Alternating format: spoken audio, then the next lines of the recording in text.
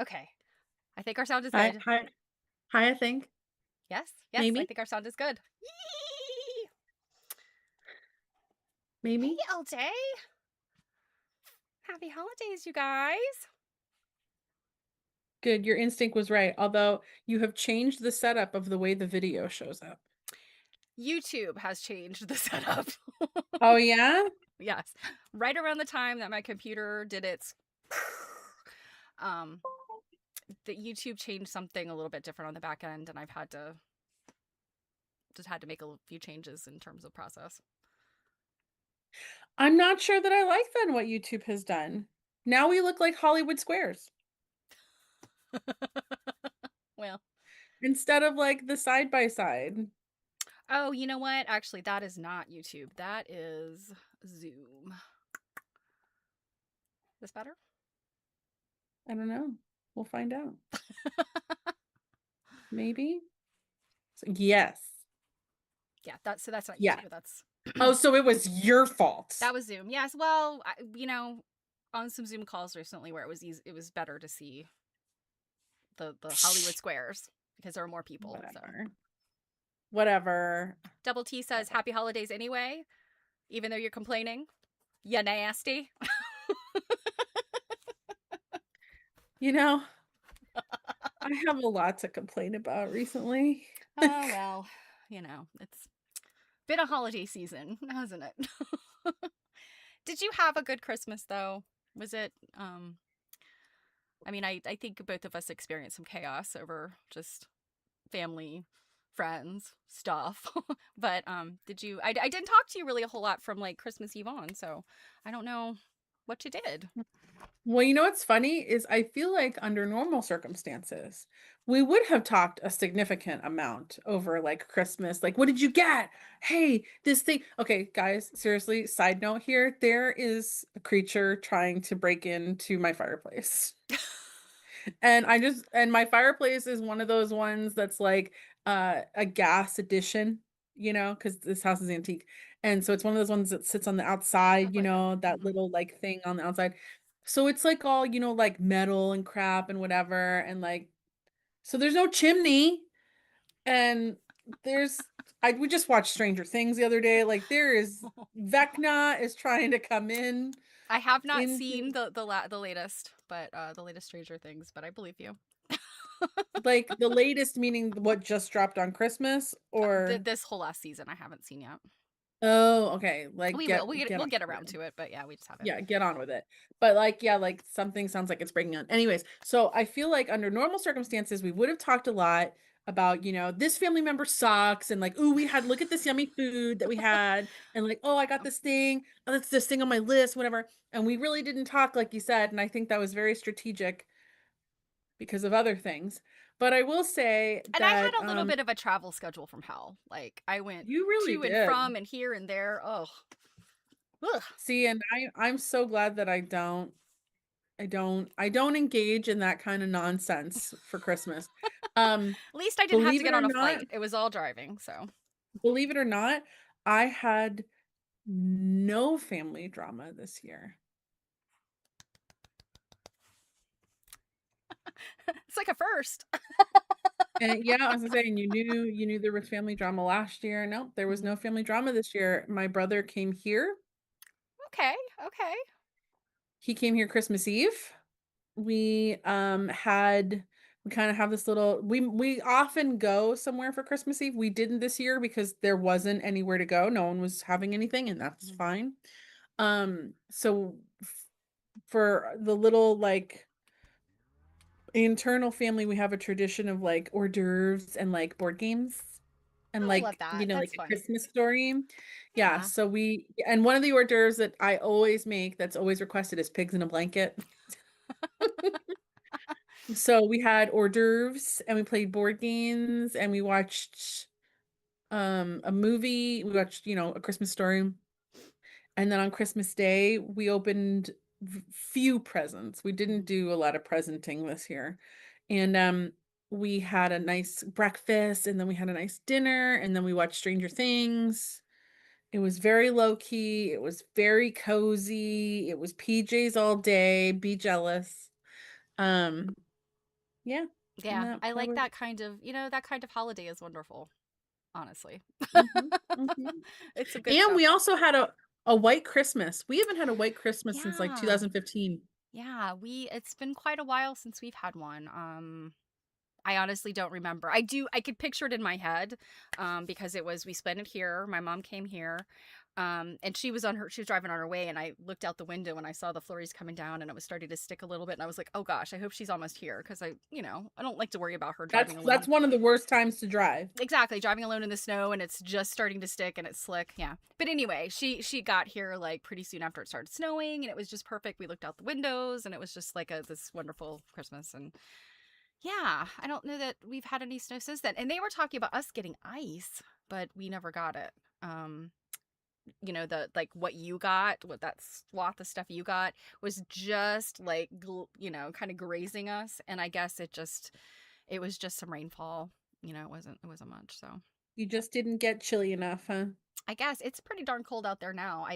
We left something in the car last night, so I had to run out and get it. Right a few minutes ago, and I was like, oh my god, it's cold. I didn't put a jacket on. I'm like, ugh. But other than your travel schedule from hell, was yours? You said Yeah. something about I we ate breakfast, I took a 4-hour nap and I woke up to dinner or something. Yeah, I have to say, so the day after Christmas, we were back and forth a lot of places. I was at some extended family, then I was at my mom's for a little while, and then me and my mom went to my father-in-law's, and then we went to my brother-in-law's. So Christmas Day was, it was kind of a rigorous day for all of us. And so the day after, I was just like, I've been traveling so much and doing so much stuff. I just needed to like decompress. And so we ate it was a later lunch. I'm not going to say it was at noon. It was probably like 1 or 2. And I was like, afterwards, I thought I really should go for a walk. This is what you're supposed to do when you've been stuffing your body with carbs for like 4 days and cheese. You really should go for a walk. But I'm like, I am so tired. I can barely hold my eyes open. I'm like, I'll just take a quick nap. Usually, when I take quick naps, I set a timer so that my phone will go off and wake me up. This time I didn't. And my in-laws have this couch in their basement. Of course, my mother-in-law passed away last year, but couch in the basement. It is the most perfect, comfortable napping couch I have ever experienced in my entire life. And their basement is dark. It's a finished basement, but there's only because it's underground, so there's only windows on one side. It's like what do they call that? Like a walk-in, like there's a few windows on the back side, but Mhm. otherwise Mhm. it's dark. So it's dark down there. Nobody's down there with the lights off, and I just had the most glorious nap. And my husband had kept texting me like, "Where are you? What are you doing?" And I was not hearing it because I was asleep. So finally he comes downstairs and he's like, oh, this is where you are. Wakes me up and I'm like, yeah, what's going on? And he goes, we're going to go get dinner. I'm like, what? What are you talking about? He goes, you have been asleep for 4 hours. So I was like, oh, okay. Well, thanks for getting dinner. So I went and I ate again. And then I watched some TV and I went back to sleep. Sometimes you need to do that. Like your body needs to do that. So You yeah, poor and I ate thing. a lot of cheese. There was so much cheese. There was mac and cheese and cheesy potatoes and potatoes au gratin, and then we got this thing. I'll tell you. I almost hesitate to tell people about it because it is so wonderful, and if a lot of other people go to get it, maybe I won't be able to get it. But I think it's Washington State University, the Cougars. They have a agricultural program where they make, and they have a dairy where they make cheese, and it's aged for like 2 years, and you can buy it in its gigantic can. It is the best cheese Oh, that's the stuff ever. you posted on Instagram? Yes, if you follow me on Instagram, you can go and view my can of cougar cheese. Yeah, I'm like, yeah, I was like, what's it called? Cougar cheese? Cougar cheese, yes, I'm Cougar like, Gold. It's called Cougar Gold. That was the flavor. They have like other flavors, but that one was so the. it's a soft cheese in the can. No, it is aged cheddar. Like they pack it in this can, like the whole cheese. And if you know the cheese making process, like there's a whole bunch of But stuff how you do you do. get it out of the can? Oh, you take the lid off, like cut the lid off, and you just kind of you can like turn it up and like put it on a plate, but we just dig it out of the can. Right, so it's a but it like so it's It's a soft cheddar. cheese then. No, it's cheddar. Cheddar's a semi-hard. I mean, it is a block of cheddar. Imagine a block of cheddar. It's a big round block of cheddar that's in a can. It ages. I'm assuming that it kind of pulls away from the sides of the can as it ages. It is aged cheddar. It So do just you aged in like a dig can. it out with a spoon or Yeah, you something? cut it. Like I literally was cutting pieces of it and then kind of I'm digging it up. picturing I'm picturing like the consistency of like Velveeta. Mm-mm, mm-mm. No, think about like a. I mean, you love a charcuterie platter, right? I mean, Yeah, that's what I tis the mean. Like I'm season for not charcuterie it platter. doesn't sound to me like you could make sliceable cheese with that. Actually, it is not sliceable. It's because it's very crumbly because it's aged. So, like, if you go by like the Cracker Barrel blocks or the grocery store brand, like the orange cheddar, that is very like it's almost got a rubbery consistency to it. You cut it and it's sliceable. That is young cheddar or processed full of preservative cheddar. But actually, Awesome. aged cheddar is crumbly. It has almost a consistency. It's softer than say like Parmesan or Yeah, I Romano, mean that's no, but I've it had it like has even some it has a crumbly. sliceable aged cheddar that does crumble a bit. I'm gonna have to like literally bring it on Tuesday, and like this is what it looks like. But yes, it is a Clearly. crumbly cheddar. And you're gonna It's have to delicious. bring it the next time you come, up this way. I will send Because you some one clearly, day because there will be none left. yeah, like clearly I need to be digging out. I want some cheese now. We have a bunch left over from, we had a pretty serious charcuterie board as part of our hors d'oeuvre. Like that's what we have. Unless so like we often go to like my sister-in-laws, but they ended up they like make plans for things and invite people to things like the absolute last minute. So like our niece like texted us on Saturday and was like, "Hey, we're having people over tomorrow, like if you can come." And but she didn't say that that was going to be instead of her mother's house because historically we go there for Christmas Eve. And we'd already had plans on the Sunday, which I then had to cancel for other reasons. Um, so we didn't end up going to that, and we just figured she was just adding an extra some razzle dazzle because she does that sometimes. Yeah, then we found out like, oh, they're not getting it. Okay, that's So cool. that So was a, normally, a substitute.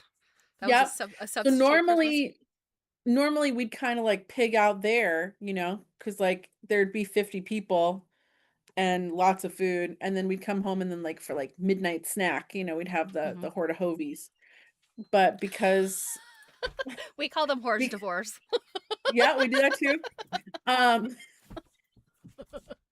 and then yeah, I'd open the oven. I'd be like, "Hey, somebody take these whores so I can get the other ones, please." Um, so we ended up eating just a bunch of snacks and hortahovies and Yeah. divorce. Last night was actually our snacky night because we got back last night and back home and I hadn't been here for like 8 days. I was not home for 8 days and I'm Yeah, like, oh my you were God. you were gone. Everybody, I texted her the day after Christmas and was like, "So you're home now?" And she's like, "No, not till tomorrow." And I was like, "Well, this is unacceptable. I disapprove." Like Well, but I could Christmas I is could over. I It's could it's eat, I nap, and need eat anywhere, so it doesn't matter. But yeah, so nothing in the refrigerator, some leftovers that should have been cleaned out before yesterday. But anyway, so we were kind of digging around, and so we happened to have like some dried fruit and some almonds, and so I pulled the cheese out, and so we had those little like you know almond apricot um cheddar, and then what else did we pull out? We made some little pizzas, some little on naan, like that mm, chewy bread. Trying to think what else we had. Yeah, it was a freezer extravaganza, which I'm perfectly happy with. Just keep that crap food just rolling right along. But I have to say, well, my it my was brother and sister in law had a beautiful Christmas Day spread. The meal was just to die for. um we ended up having like fish on like the day after or something. And when we make some salmon. We just, pan sear the salmon and some white rice. And then we end up having Sunday will make like like a spicy Asian, mayo Hmm. like you'd have with like sushi. And we basically make a cooked sushi almost because then we have with it raw cucumber, mangoes, and avocado, and then we have those crunchy seaweed snacks. Mm-hmm. And it tastes just like sushi. It's just Mm-hmm. that the salmon is cooked because we buy Yeah. it Yeah. frozen. And we had that, and we were mowing, like, we usually make this big plate of all the raw fruit and vegetable, and we were mowing it down, and I was just like, "Why are we eating this like we've never eaten before?" And he was like, "Because we haven't had vegetables in, like, 3 days." Seriously, And I was like, yeah, "Oh my god, it's true." we did have. I'm trying to think, what vegetables did I eat? Actually got Chinese night before last at myself and my father-in-law, and we were like, I kind of wanted pizza. I was kind of having a craving for pizza, but he was like, nah, I don't want any pizza. So finally my husband said, how about Chinese? And I was like, oh yeah, I can go with that. So yes, there was steamed broccoli. I was like, oh my god, I haven't seen anything green in days. It's all been cheese. It's been cheese centric. It's it's been cheese and breads and doughs because I don't like we haven't even touched on, like, desserts. Yeah, correct. So we had, like, 5 different pies, Hmm. and we had, brownies, and we had ice cream and, candy. Like, I don't know about you, but, like, Christmas is quite a candy Yeah, holiday, I did not have yes, as much candy considering as it's not usual, but Halloween. yeah, Yeah, yeah. we do lots of candy and stockings. Hmm. Um, Also, like, traditionally in my household for I don't know if you've ever gotten into well, you can't eat them. The Reese's little tiny cups Oh, that are those are so wrapped so delicious. in They red they do and make me green and ill, but gold papers. they make me ill, but they're so delicious. Yeah. Hey, Well, Jan. traditionally we would have like bowls of them around the house. Hmm. And you'd eat them like a normal human where you might have 1 or 2 a day and they're tiny. We can eat a bag I in a day. You just open the So, bag, set it on the table, and you just eat like 5 of them every time you walk by it, and you walk by it 10 times a day. well, and speaking of candy, so one of the things I put in Sunday's stocking this year, because we were talking about it recently, was sweet tarts. Oh. Do you remember sweet tarts? Hmm. So, like, back in, like, the Halloween of your childhood, these would come in a package of 2 Uh huh. sweet tarts. Yep. So I saw this box and I was like, "Oh, there's 700 of them in here." Hmm. And he's like, "Oh," and he opens it and he starts eating them and I'm like, "Oh, give me one." And we were both like, "Oh, I forgot how good these were." Um, and have nearly I'm gonna have a couple now, and have nearly, like, finished the whole box. And I was like, "Well, clearly I needed to get," although now they shape them like my Lanta. Remember my Lanta? Tums. So, yeah, is my Lanta still a thing? Yeah. Hmm. Um, so now they shape them like that, but so, like, it's like we were just our mouths were always engaging in some kind of intake activity. Yeah. Yeah.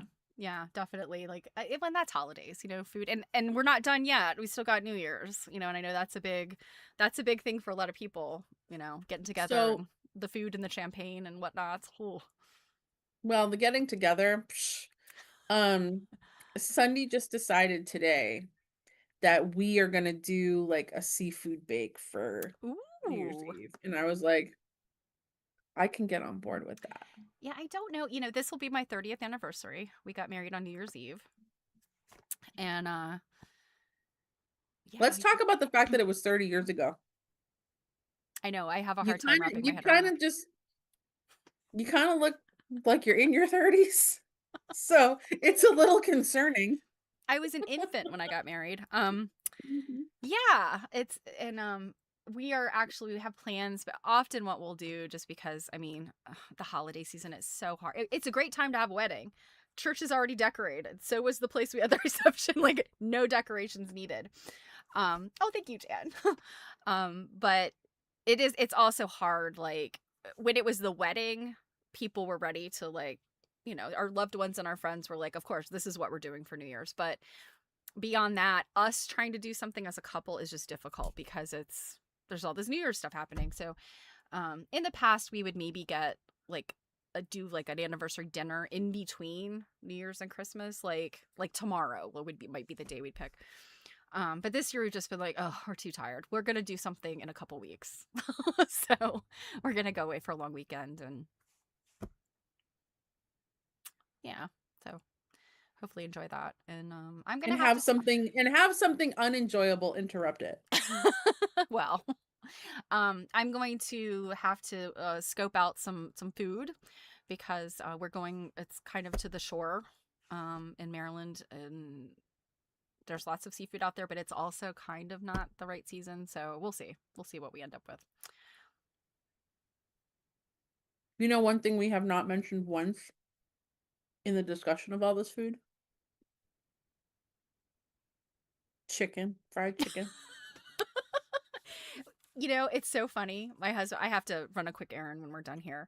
And my husband's like, you know what? Why don't you bring dinner home? Like, just get some carryout or something. And I'm like, well, what do you want? And where I have to run the errand, he's like, you guys, there's a Burger King next door. And I'm like, oh, hell no. I'm not eating Burger King. And then he's like, well, there's a Popeyes. And I'm like, you would eat Popeyes? Because I feel like he's always like, ugh, greasy. Ugh. But chicken is already on the table. So there's a good chance there's some chicken in my near future.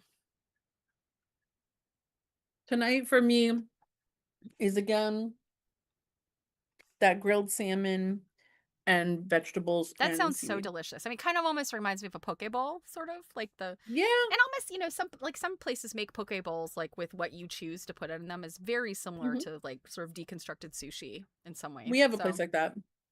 I love that kind of Yep.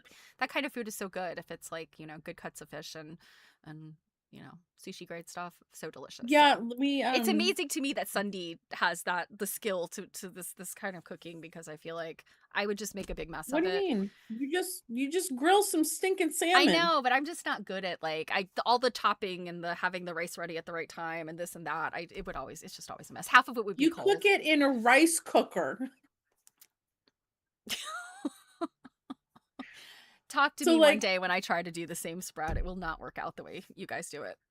So I just I have to am come over. telling you, you are really overthinking this and giving us way more credit. I will say that often Sunday will take the rice and he'll put the stuff in it that makes it like more like sushi rice. Hmm. I don't I don't care if he does that, but he likes to do that. Um, but I'm telling you, like, I'm gonna have to take a picture of it tonight now Okay. and like show you that like this is not the 5-star Michelin experience that you Well, now granted you make it sound like it is, so.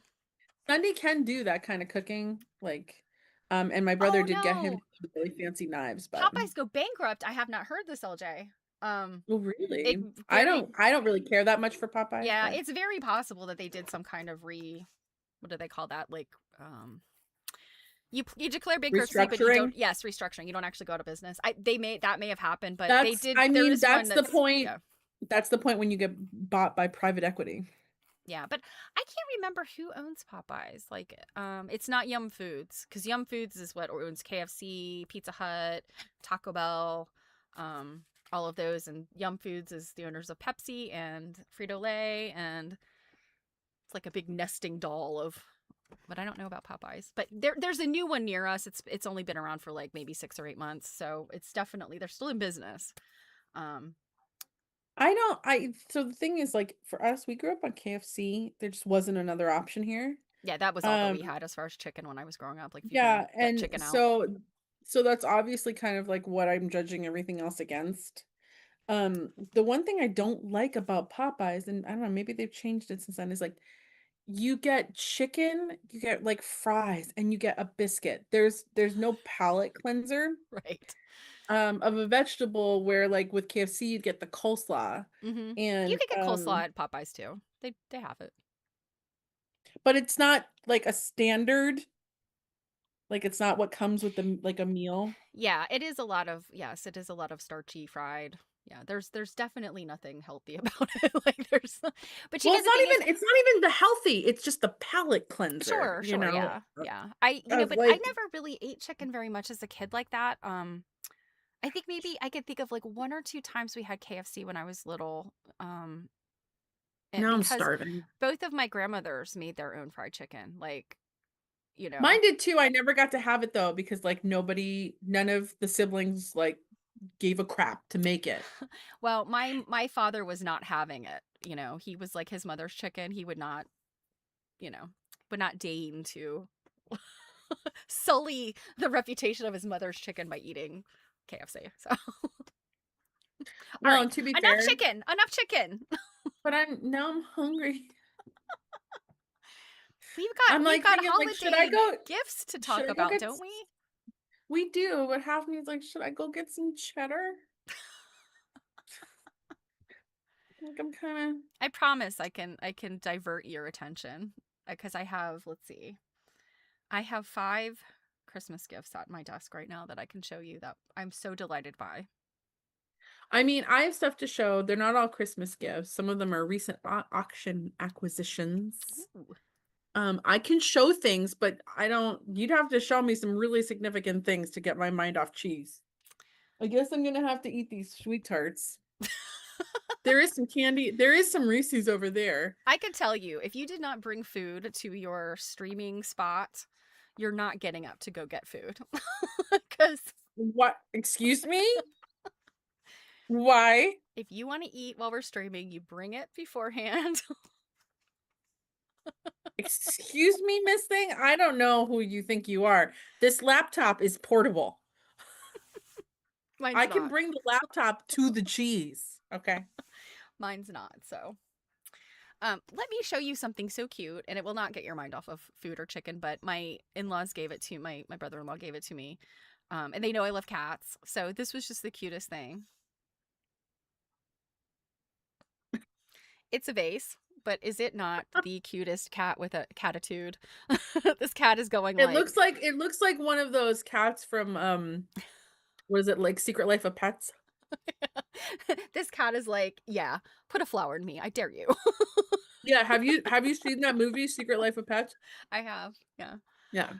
But anyway, this does not look like either of my cats, but it doesn't matter. It is just so adorable, and I have several vessels. It is now one of your cats. It is one of my cats. I have several vessels that are shaped like cats, but this is I think it's from World Market. Like, yeah, it's Mm, from World Market. It's not, anything like super rare, but it was so delightful, and they like, it's like they know me. I feel seen, getting a gift like this. So that was thrilling. that's very cute. What else? We don't have to take turns here. Okay.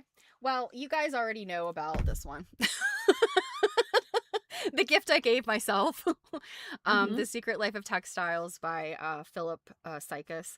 This this book is out there for bazillion dollars, and it's a wonderful book, but I really have a hard time with some of the sellers. I'm like, how do you justify trying to sell this for $200? Like, the substance of it is, and it's the reason why it's so expensive is because I think it had a limited run, and it is Mhm. published by it's published by an education company, so it's kind of quasi textbook, and I think it is it may be assigned perhaps over in the UK for textile studies because it's about UK fabric collections. So if you guys were any of you are around and read the dress diary with us, this is like 6 different dress diaries that in good pictures Mm. with all of the data. Mm. So, and Lots of then pictures too. yeah, and there's yeah, all kinds of info, and I haven't even like I've just flipped through it. I haven't even cracked the surface of this book. So I'm very excited about You it. were too And busy napping. yeah, exactly. And for what it's worth, I found the one copy out there recently that wasn't $200. So, because I cannot justify spending that much money on a book. And then this one, I don't think I mentioned to anybody that I bought it, and I didn't even take the plastic off before Christmas. I didn't take the plastic off until Christmas. So I technically did not unwrap this before Christmas. But this is the Routed West catalog. Um, Mm. so this is the Eli Leon collection that went to BAMPA, which is the Berkeley area. No, Berkeley Arts, Music, and Pacific Film Archive. I think that's the right, but it's the Big Art Museum in Berkeley, California. And Eli Leon, who was a massive collector of African American quilts, died a number of years back, willed his entire collection to Bampa, and like to the point where they were like, "Oh, wish you had told us before you died, because now we are like inundated with this like, tidal wave of quilts." So they put this together, and I mean, this is the catalog. They had Wow. so much stuff on display. That's Include that's looks as hefty as the Fabric of a Nation Yes, catalog. it is. And it is a fantastic book. And there's a whole bunch of different essays in here. And things also that are not quilts, which I found very interesting. Like this is a chair, like a chair cushion. There's some there's some rugs in here that are made with fabric scraps. Oh, here we go. So this is that pine burr over here. Mm-hmm. This is that pine Cool. burr technique, but they've made it, instead of making a quilt, they've made it into a rug. And you can see it's on a rice bag is the substrate. So the quilts in here are just amazing. And like I said, I've only flipped through it. I have not read any details, but to me this was like, Stephanie's scholarship.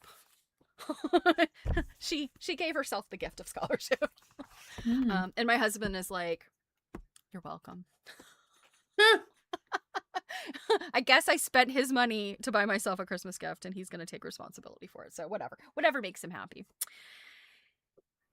And I guess this last thing, it is not quilt related.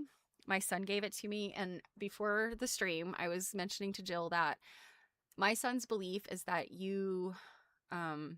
the best Christmas gift is one that you like, but you would never think of buying for yourself. And that's really hard. That's hard to find for some people. Well, especially for adults. Yeah, yeah. But again, like that's the mindset of going into it with buying things for an adult. Because kids, you can buy kids lots of different things that will just delight them. So anyway, what he does is right now he has a job. He's being paid pretty well, so his budget is a little bit bigger. But what he always does is he asks me for the link to my Amazon wish list, and he'll go through it. And like one year he just, like for my birthday, he just got me a book that I happened to have, and it was like a novel. So he does things like that, and I think that's kind of a cool mindset about it. So I had forgotten. He got me a couple of things. The one other thing I won't show right now, but I had recently put it on my wish list, and I was so delighted. This item, I don't remember putting it on my wish list, but indeed it was there.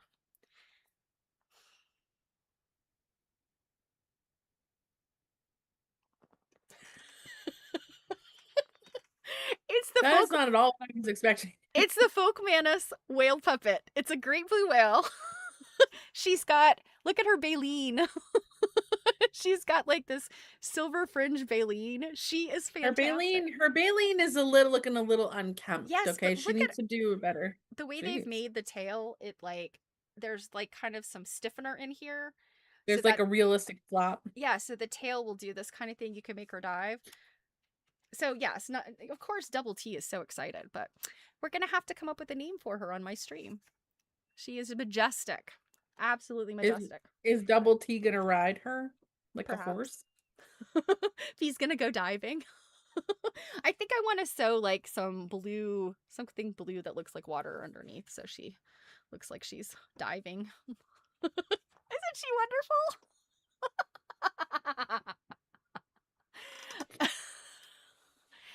I told you, it has I nothing to do with quilts and textiles. It is something cute that I love, that I would I never, want to be never at buy for your myself. yeah, I want to be at your house during present opening. I feel like the only way to like truly appreciate is to watch you open the gift. He handed me an Amazon box. She came like in a plastic sleeve, plastic bag. And then there was at Amazon they'll throw like a handful of like that brown craft paper in there to kind of keep stuff from moving around. So he just hands me the box, and so I open it, and I could see the brown craft paper, and I could see something blue, and I'm like, "What is this?" And I just was just gobsmacked when I opened it. Like, she's so delightful. I love puppets, you guys. Like I just used to go. I'd go to the library as a kid, and the librarians had puppets, and they do story time and all that stuff. It just, it brings back my childhood. And I was gonna say, did you miss your calling? Should you have been like a ventriloquist? maybe because you can make them say things. You can make them say things you'd never say. That's true. That's true. So Anyway, are there any front runners for names? I haven't thought of anything at all. The whale on SpongeBob, her name was Pearl, which is cute, but I can't just copy somebody else. I know everybody out there's like, "Cake, you're weird." What about Dorcas? There you go, Dorcas. So also Lost Billy. What? Wow. I mean, it's gonna be hard to follow that up. The question is, who wants to follow that? Who wants to even try? So, so I didn't. So remember last year was like the year of the book You got a big pile of where, books. oh my goodness. So I didn't. There wasn't a pile like that. For one, like I said earlier, like we had decided not to do a whole lot of gifts this year. So I didn't get near as much, but I did get a couple of books. The first one here is Discovering American Folk Art by Cynthia V.A. Schaffner. Oh, that looks like a good one. I don't know if I'm familiar with So that one. yeah, I was so it's funny. I didn't even like pay attention to who this person was. Cynthia has been active at the Museum of American Folk Art in New York since 1975. Okay. Um, this is her second book, and she's also written articles on folk art for the magazine Antiques, House and Garden, House Beautiful, Country Living, 17, and Mademoiselle. Okay. She's lectured on quilts at the Cooper Hewitt Museum, and from 1972 to 78, she was editor at Mademoiselle. Um, so Yeah, LJ let's was not see familiar this. with that book either. I feel like there's So let's lots of really cool folk art books out there that I just haven't tapped into all of those lists, even though I love folk so art. this was, I guess this was really done with like American Folk Art Museum. Let's see here. This is, where is the publication date? 1991. Oh, It's not okay. new. Yeah, it's not a new book. Um, Definitely there's not a all print. different kinds of stuff in here. It's not just quilts. Oh, there are a number of quilts, but like here, chapter 7 here is called At Play, and the first thing on here is a doll. Aw, isn't she cute? She's kind of a Raggedy Annish doll. This isn't a very thick book. Let's see here. Here's a cow. There's a cow. There's all different. Here's a basket. There are, I was gonna say there are quilts in here. Oh, this is Oh, one thing I love it's like about, the Rebecca Scattergood quilt. yeah, this is that's exactly what it is. Oh, is it a Rebecca Scattergood? I Yeah. couldn't remember if they owned one of those. Um, this is what I love about platforms that do book recommendations, because that's how I found out about this book. You know, based on the stuff you bought, or based on the stuff like I'm pretty sure we've seen this quote before. Based on the stuff that's, on your wish list. And Oh yeah, that is that is one of my favorite quilts of all time. I cannot remember the name of it, but when we saw so I guess it's 2 years ago when we saw the show there of quilts, that one was on display, and they also have the pattern pieces and I don't think they know who made that quilt, and it's actually not a quilt; it's a top. yeah, But this is Bird of Paradise quilt top, mhm. 1858 to 63. Yeah, so there are pattern pieces like those ostriches. They Mm-hmm. have the ostrich pattern pieces, but they also have some pattern pieces of birds and animals that are not in that quilt. So it's the Mm-hmm. guess is that whoever made this quilt made multiples, possibly, and had those pattern pieces, and the other quilts are unknown. Or maybe they had made a bunch of patterns and some of those animals didn't make it onto that quilt top. I don't know.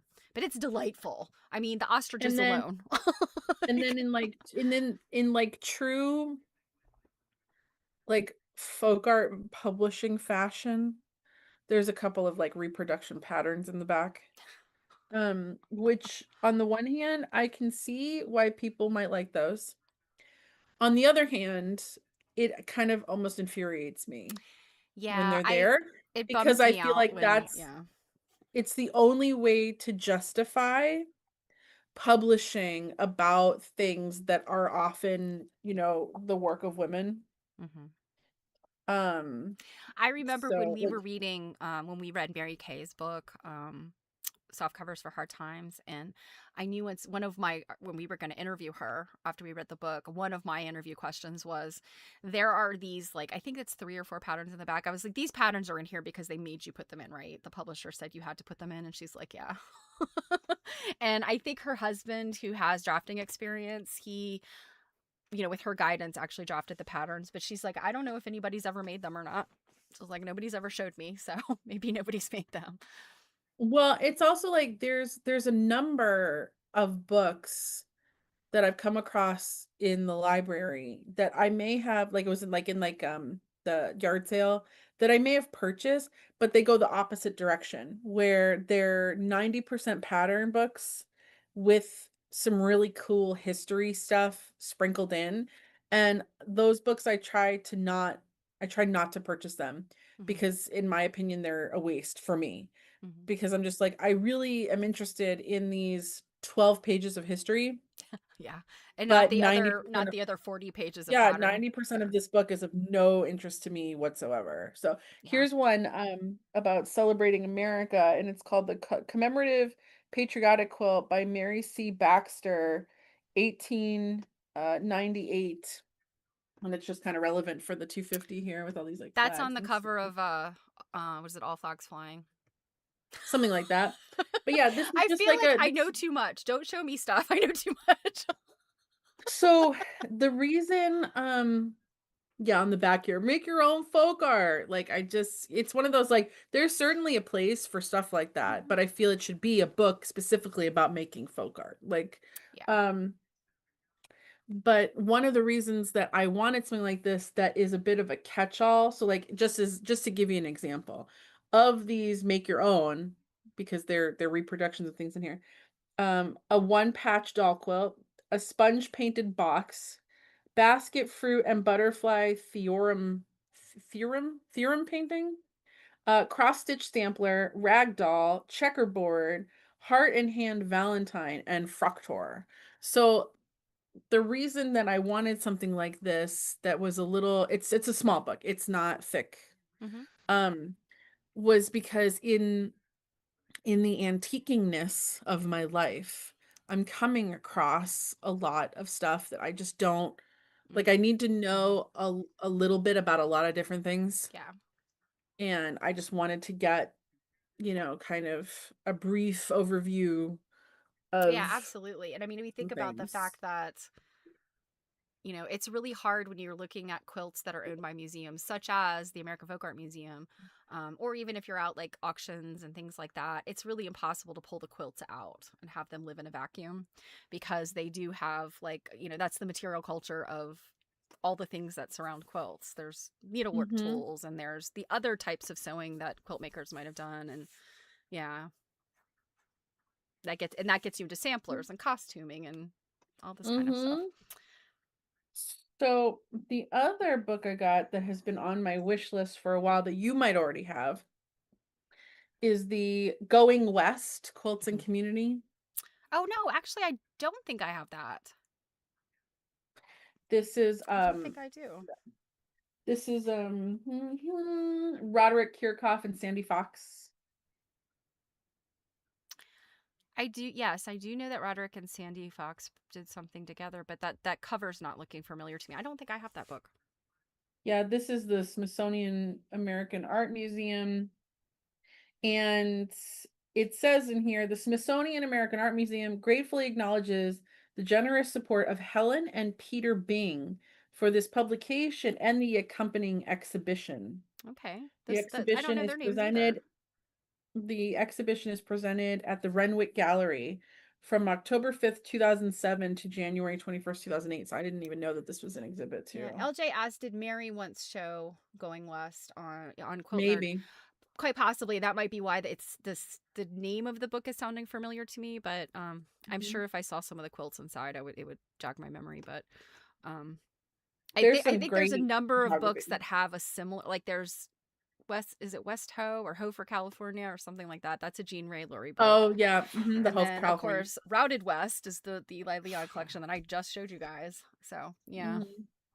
Yeah, there's some really cool. I would be surprised if Mary hadn't at least mentioned it or showed us something from it. Here's a Trans Mississippi exposition quilt made by the Ladies Aid Society of the Methodist Episcopal Church in Nebraska, 1898. And it's very, I'll show you a close up of some of them, Oh but it's wow. very like embroidery, Holy very cow, that's very involved. interesting. Yeah, I don't remember Um, this, so I must have not seen it. and so like on the next page here is an update of one of the blocks and up close. And it's a camera. Photographer, okay. Isn't that cool? That is neat. There's some great the thing I really love is they've taken some great like up close photos. So this one's interesting. I feel like we've seen this quote somewhere.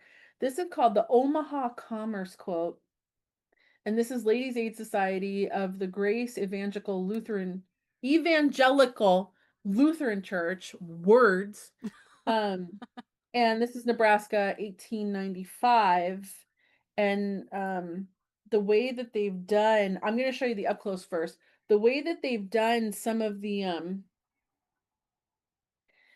blocks, it looks like maybe businesses are get these big blocks and personal gets these little side blocks.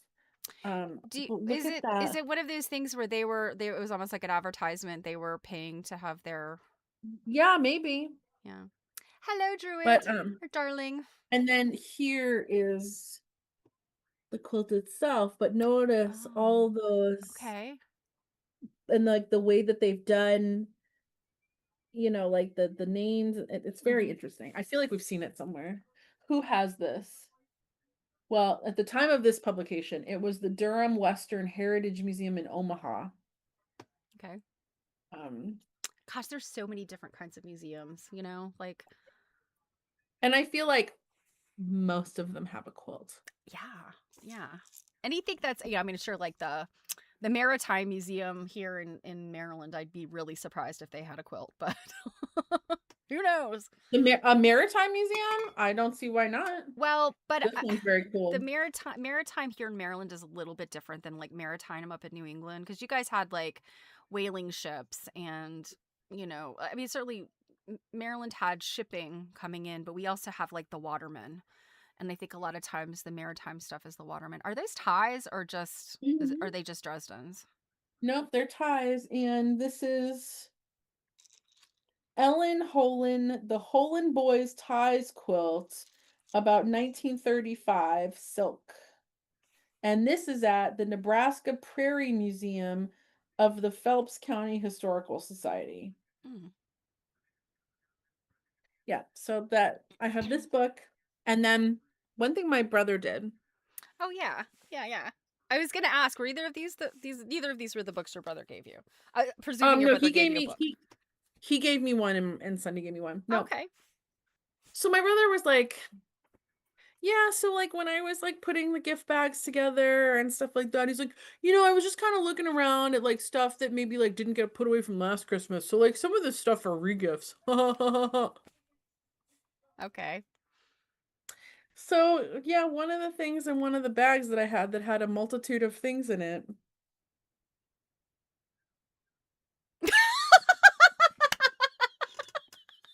So I'm like, this wasn't even ever a gift. This was like mine that you just found lying around that I got. And this is the 2023 volume. Oh my And gosh.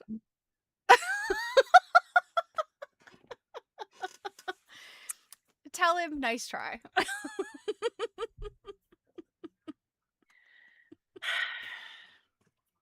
Now, if it had been something, say, from your mother's sewing room that was like a deep cut that you may not have remembered was there, and I could maybe see, like, all right, that's crafty, but no, no. He thinks he's being funny. Not funny, Chris. Not funny at all. hold on one second. I'm just gonna open up the shades here to make a little more light because for some reason it looking over here like the sun is already setting and it's It's only pretty 3 o'clock. gloomy today. Yeah, it's pretty Yeah, so gloomy. hold on one second. Well, we had Yeah. sunlight here. Well, our dear friends, we have talked nonstop about things that we got. Did you guys get any wonderful gifts, or did you give anything that you're particularly proud of? I always like I think that I mean I who doesn't love to get a present, but I also have a lot of fun when I know I've picked something really good for somebody that I know they're gonna like, and like my son says, pick something that you would never buy for yourself, that kind of thing. Yeah, I think it's pretty exciting. I can tell you my mom sometimes struggles with what to buy my kid, and she often will just give him gift cards and money and stuff like that. But this year, she happened to walk into a bookstore and saw a book, and I had never heard of this guy. And to preface this, my son is working for he reports to an executive pastry chef at a catering company. So he loves to bake. He's always loved to bake. So she walks in and she finds this cookbook. And the guy's name is B. Dylan Hollis, I think. I think is and he's on Instagram and he's so funny. And he's really enamored with like mid-century kind of his background. He was a jazz pianist and he went to college for music stuff, but he started doing stuff on Instagram, and he's baking stuff from all of these antique and vintage cookbooks. And so anyway, my mom just saw the book and she thought it was really cool. And she said, well, even if he doesn't like it or whatever, at least it's got some interesting stories in there. Anyway, he opens it and he lost his mind. He was so excited. He was like, I have this book on my list to buy. He's like, I'm glad I didn't buy it.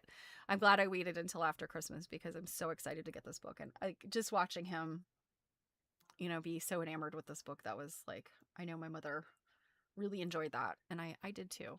I thought that was to see somebody get something that, they enjoy very much. It's taken Jill a long time to open the curtains, huh? I think she has snuck off to get food as well. And I'm wondering if she can even hear me. Oh, here she comes. Sorry, From the opposite direction of where the windows were. but notice how much brighter it is now. Yeah. No, I don't know. I don't know if you guys could see like the light was going like up and then down and then up and down. Like one of my shades like was like refusing to like, you like pull it to the side and it stays up. It was like refusing to stay up. I finally got it to work, but I was like, what is going on? I'm like going like this. I'm like, And and I then was of just course suggesting that you went and got some food. I went and got a drink. Because I really kind of like worked myself up there. But no, this is better. It has significantly more light. I was really just like, it's getting kind of dark in here. And that was only 2 of the 6 windows in here. Okay. So, some things I'm going to show now are from some recent auction Oh, yeah. Yeah. acquisitions. This first thing is 4 items that are a set that came, like in one lot. And some of them, at least 3 of them, looks like were probably part of like a chatelaine, maybe. This is so cool. Oh my gosh. Isn't that neat? I think, did you show me a picture of this or something? I remember saying that looks like Pinhead off of Hellraiser. What? Pull those pins out a little bit, and it's like it looks like Pinhead from Hellraiser. You guys know what I'm talking Oh, about, right? um, it's funny. I think it looks like one of those like bombs off of like a Oh yeah. submarine. Mm-hmm. Mm-hmm. An unexploded like munition from a submarine or something. Uh-huh. Yeah. Or But a wrecking ball or a I just satellite. I I just thought this was the coolest That is piece pretty neat. ever. I love I've seen there's one I've seen where it's like a hedgehog that literally has the holes Oh that you yeah, have to put the that's I mean obviously there's holes there that you can't just stick the pen anywhere. It has to go in one of those little right. holes. And I think that's interesting. One of our friends got that hedgehog for Christmas. Yeah. I Um, remember seeing the hedgehog on a I don't know, it was this cool video that I got one time. I think it was through Piecework. They had some videos and things that you could buy. And it was literally like a run through of the Swans collection. And it's somebody that some of our friends surely know. But I can't mhm. remember her name. But she had like one was called Pins and Needles, and it was all things like that, like these really wild pin cushions and needle, like little needle doodads and needle holders and stuff. And that's where I So learned that there are those things. I didn't even know that kind of stuff existed. so this next little piece is just this very cute. Is it an aide memoir of some sort? So pull this out. Hmm. Or is it a needle case?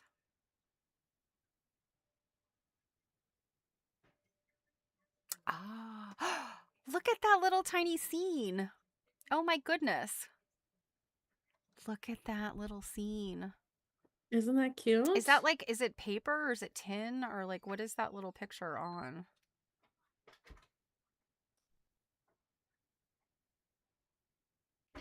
Looks like it might be like a leather. Oh, okay. Like the outside feels kind of like a smooth leather, Mm-hmm. and the inside feels kind of like a not smooth leather. Interesting. Yeah. Yeah. I did not expect that that Um, was holding needles. I don't know. At first, it seemed like there was like a little something else in there. Winnie, where you going? Hold on one second. I need to make sure.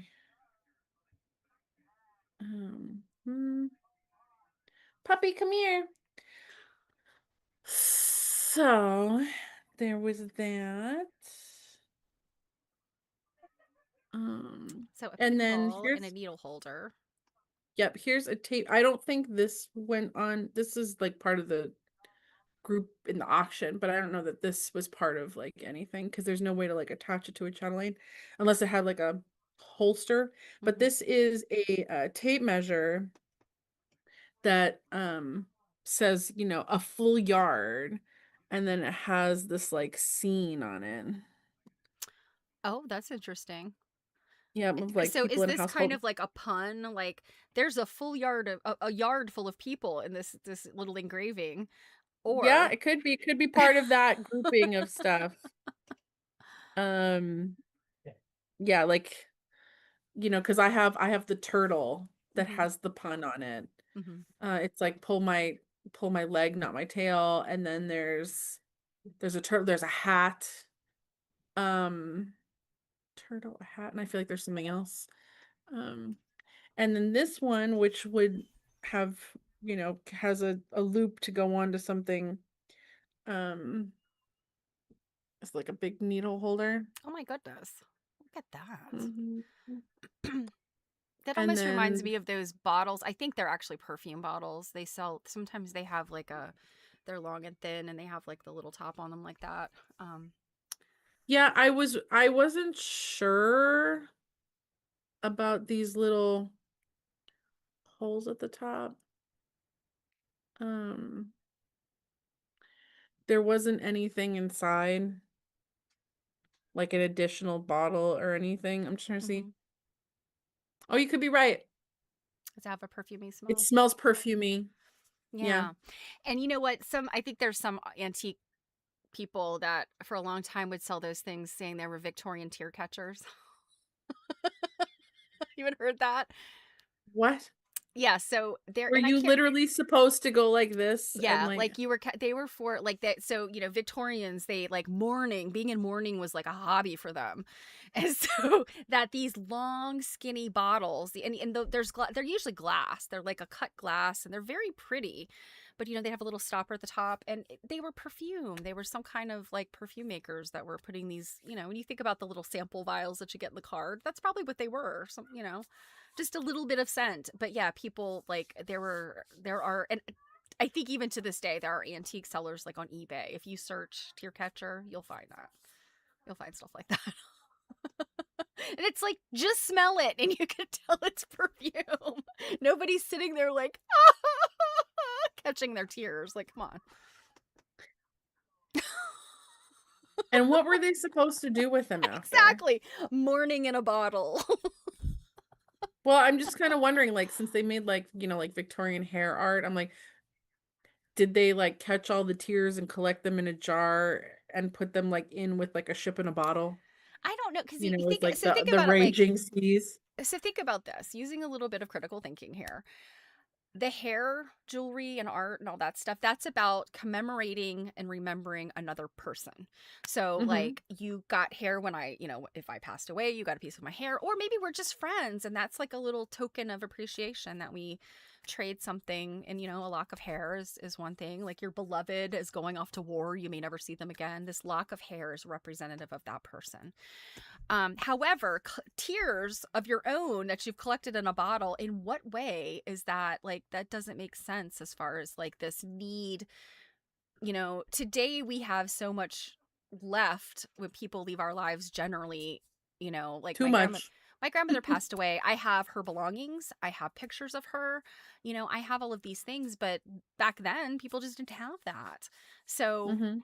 the hair and all of those things make sense, but just collecting your own tears in a bottle, like that is bizarre. Maybe somebody did that, but that was not the vast majority of people. So, you think about all of these other silly little things you hear, these little anecdotal stories, and you're like, does that sound legit? That doesn't sound legit. It sounds good. It sounds romantic, right? But I guess.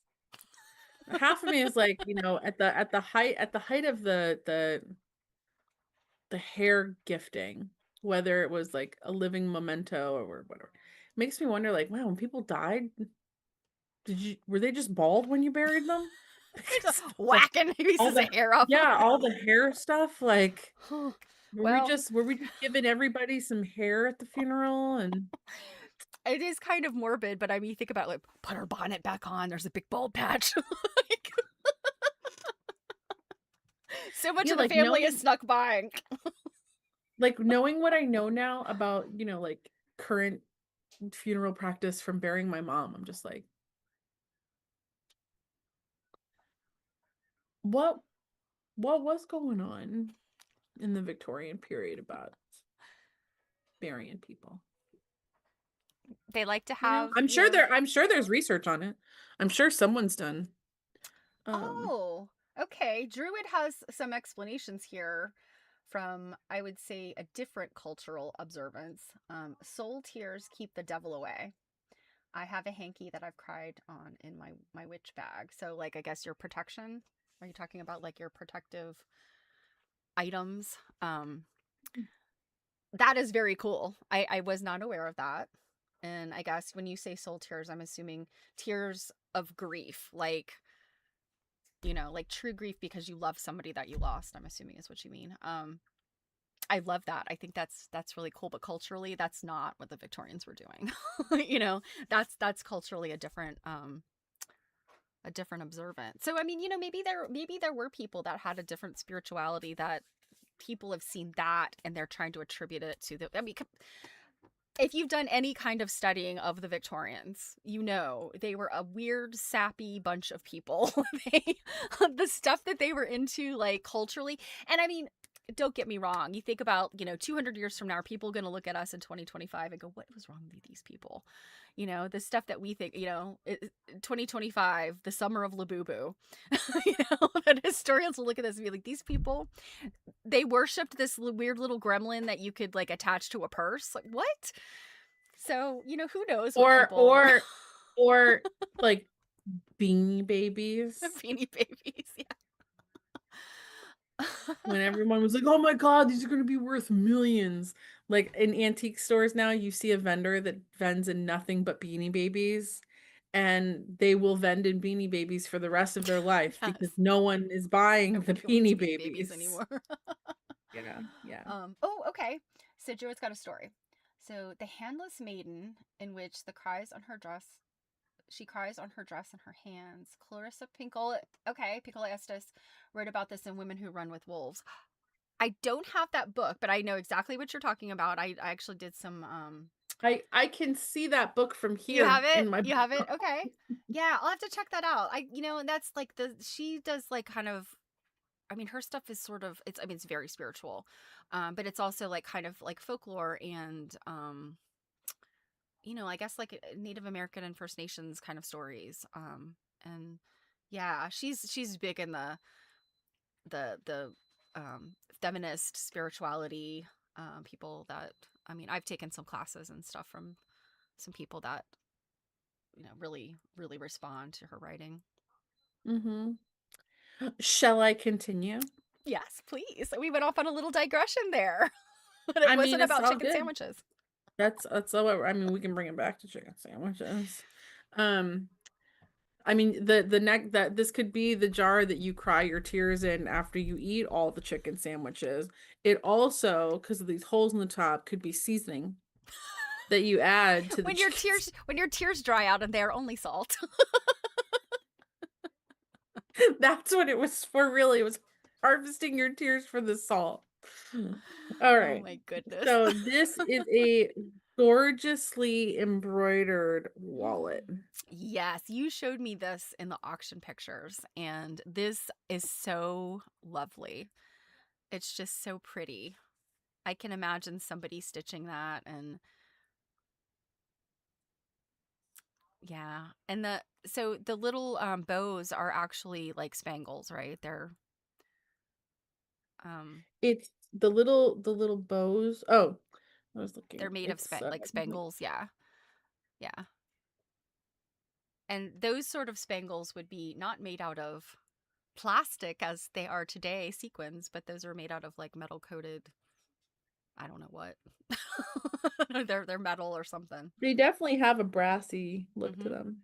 Yeah, they're punched out of very thin metal. Yeah, this thing was just It's lovely. I, very, very, very delightful. And And that and will not be for sale at least for now, right? You're going to no, wedge that into your collection. yeah, I don't blame this you. It's one's beautiful. It's a beautiful little this piece. one's for me for well. Okay, so another thing here that I won a mixed lot of like sewing bag reticule something. And in one of them was like a shaker sewing roll, which we've seen lots of those. Mhm. Like I have actually, this one didn't come in this lot, but I have another one right here that I'm thinking about putting in my booth that has been well loved because all the leathers, like the nice part is kind of worn off and stuff. And the reason I've kind of been toying with putting this one in is it's so pretty inside Oh, yeah. Is that like a and like paper or is underneath. that a fabric? Like what is that? It's like speckled on the inside. What is that? It's fabric. Oh, okay. Okay. So it's lined with some fabric. Yeah. Oh, how pretty. And that's a little pocket above the Yeah. needle. Yeah. Little bow. Oh. This is it's like this is so barely used. Mhm. Very Um, charming. and because I need to here's a little place on the other side to put some tools. Oh, adorable. Um, I need to, now be thinking about resetting my cases Yeah, what's and next? You're adding. gonna do a Valentine's Day theme for the new year? Yeah, I guess I'll do some Some hearts and things? Valentine's-esque looking Yeah. things. Yeah. But anywho, so that's like normally the size, right? When we're thinking about, you have some that like are kind of longer and everything. Mhm.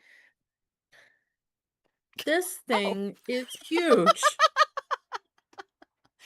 I pictured that as being the thing that a butcher takes out when they're getting ready to to hack up like a Or carcass.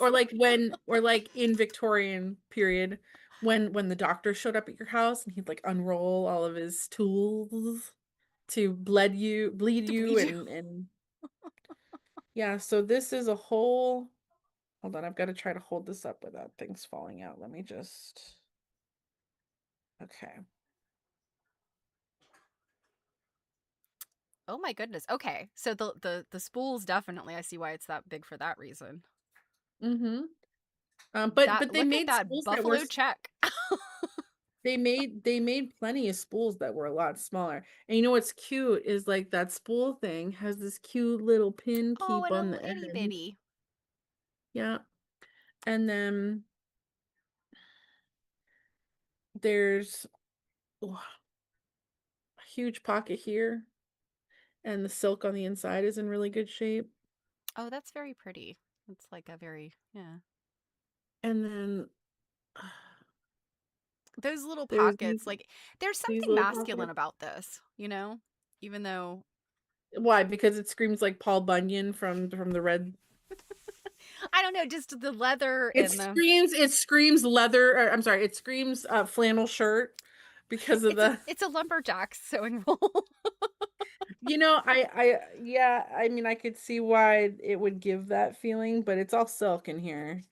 You know, I was Um just having a thought. I'm not going back to I don't want to go back to the little tear vials, but I was just thinking like what Druid said, a hanky with your tears. I feel like that is something that would be maybe more appropriate, and I could see people Victorian era doing something like that. The hankies, there was the hanky language and all that kind of stuff. The fan language, all those kind of things. You can drop your hanky and the guy can pick it up for you, and oh, he's gonna be your new beau.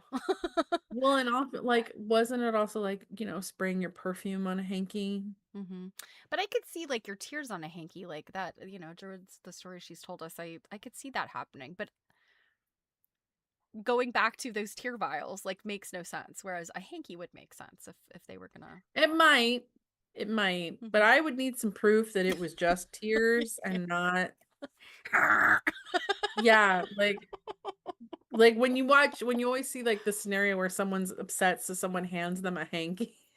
I'm not gonna lie, if someone came out of, the left frame and I'm upset and hands me hold on, I have an actual tissue here, but like let's say, right? I'm like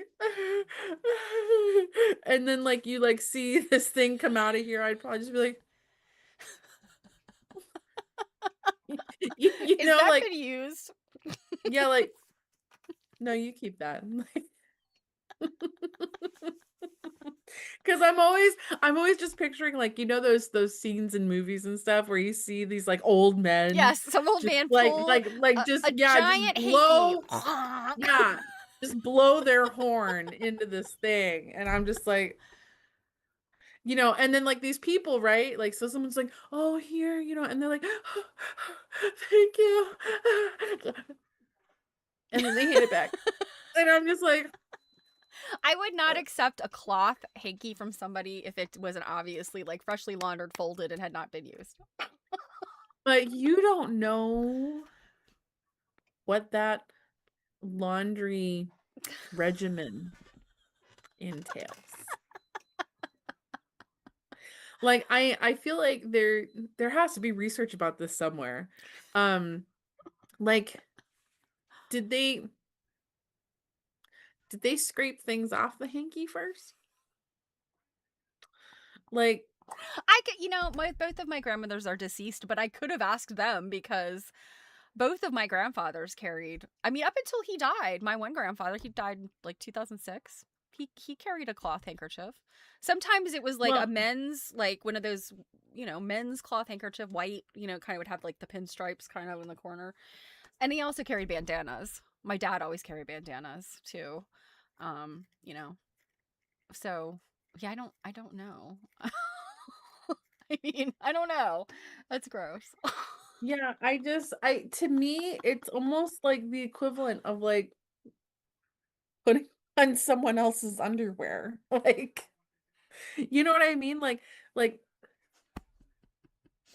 there's almost like no amount of washing. Oh, LJ brings up something I had forgotten. Didn't Tallulah boil laundry and lye? So lye soap definitely will like strip some junk off, right?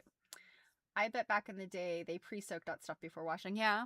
I Yeah. mean, I certainly hope so, but I'm just kind of feeling like Well, there's just no amount of yeah. washing If that's you gonna think make about me the like, agitation of the wash back in the olden days, they definitely were scrubbing and agitating differently than we do today. I mean, I don't know that Mhm. I would necessarily trust much coming out of my washing machine unless it's been like sanitized. I don't know that Well, I'd. that would be the thing for me is I would want really high temperature water. Mhm. Um, and you All know, right, you guys. Here's a possible research topic. Where the hankies cried upon, and it's something really touching and like spiritually important, like the stories Druid has told us, or are we talking about like a bunch of like snot laden like textiles that I have a whole box of hankies now. I don't even want to look at them anymore. I have to like I would say a large portion of hankies that we're coming in contact with in like antique stores and stuff, They've never been they used. yeah, or they feel pretty heavily washed. Hmm. Or they're just so old that the organisms are dead. You know? So, I'm so glad that I could help provide this very rigorous discussion today. Um, Well, so moving on. material culture, you never know what roads it's going to take you down, right? LJ said our hankies starched. I know definitely women's hankies. Or I know my grandmother's definitely ironed. So I Yeah, don't know I how much. believe I believe they're almost always starch, especially if they're gonna go like in the lapel thing, the pocket there. Yeah, well, my grandfathers would have just been putting. I mean, we're talking like like a hand towel sized hanky, like, and they would stuff it in their pocket. And my grandfather, it would be folded up, nice and neat until he used it, and then he'd kind of ball it up and put it in his pocket. So bugs eat starch. Okay, yes, that is also true. So if you've got some nibbled on hankies, vintage and antique, that they could possibly be starched because Yeah, I was just thinking, it's funny. I think my grandfather used hankies. And yes, of course, he would be balling it up after because who's gonna sit there and nicely fold a booger filled. gross. Anyways, but I was thinking, I just had this memory come rushing back of one of the only times I've ever encountered someone with a hanky, and there's a woman that I worked with at Kohl's. Um, and I'm pretty sure she's deceased now. But there was one day that I was there. I was working with my friend at the time. We were probably like 19, and we sit next to this woman. Her name's Caroline. We sit down next to her, a significantly older woman. And we sit down next to her, and we're just talking. We're taking out our lunch, whatever. And out of the corner of my eye, I see this hanky come out of her pocket. And I'm just kind of like, she's looking kind of sneaky about it. And I'm just like, what's that about? And out of nowhere, she and it's one of those ones that's like, hasn't, it hasn't been cleaned like in a long time. Like it had a lot of things on it. No. And she's opening it like there's a surprise. And like I'm talking to my friend. I'm trying not to stare, like, but there is a portion of you that's just like, what do you got there? You know? So I'm just like, and she like rustle, and like takes it out and puts her teeth in her mouth. And I was just so not prepared because she was talking. She was not talking like someone that didn't have her teeth in. Like, and I was just so not prepared. So you almost kind And of you want to give her a little bit of like she was trying to be discreet with her yeah, dentures. yeah, but yeah, she was like trying to be discreet, but like she was trying to be discreet in a way that draws attention. Um, and yeah, I was just, and also again, I was like 19, like I had never really, my grandparents, if they had dentures, we never saw them at that point in the day. They would be Hmm. dealing with that. Um, but yeah, I was just like, and my friend's like, "What's wrong?" And I'm just like, "Nothing. I'll tell you later." Like, it was so like, "What's happening? What's happening?" But yeah, that was the only other. Yeah. Okay. My experience, like just like LJ said, her dad had a daily laundered pressed handkerchief. Like that's what I was used to seeing, and really Yeah, as a my child, grandfather had it. yeah, as a child, the grandfathers, I feel like they're allowed to have, as long as it's been laundered. I think they're allowed to have a big hanky. All right. Why Just don't we? don't, just don't take it from them. Lest anybody watching this thinks all we talk about are boogers and snot, why don't we move on to your next item?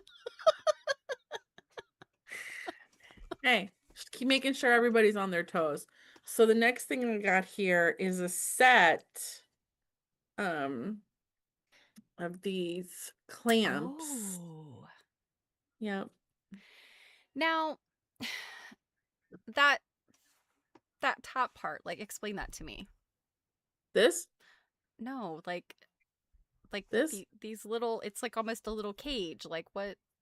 these are winders. Okay, that's what I thought. Yeah. It's a cage. This is for birdies. Tiny bird. There's a Meanwhile, tiny this is bird. how big it is. The tiny bird that goes in there. Well, yeah, that's what I thought that it looked like that, but Well, it's for birdies, right? And you see how there's like a central pole inside? It's for birdie pole dancing inside the cage, like go-go dancers. okay. But yeah, no, they're winders. Okay. And now I that one, is don't it missing something or is that got a different type of like finial? That because it looks like It's a got a little cup. different type. So I've oftentimes you see these like sold in sets. Mm-hmm. So this one just has a different top on it. Gotcha. And Okay. I'm not sure yet what that top is for.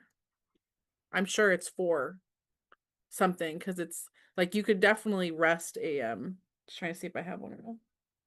You could definitely rest a thimble in there Mm-hmm. or like your waxer Oh yeah, I could see that. Yeah. or something. But like these just have like such a pretty like finish on them. Yeah, they do. I don't know anything about woods, but it looks like a expensive, nice wood. Like that's not Yeah, these pine. no. Like I think if I'm remembering the listing correctly, I think they were like rosewood. Does that okay. sound? Yeah. Yeah.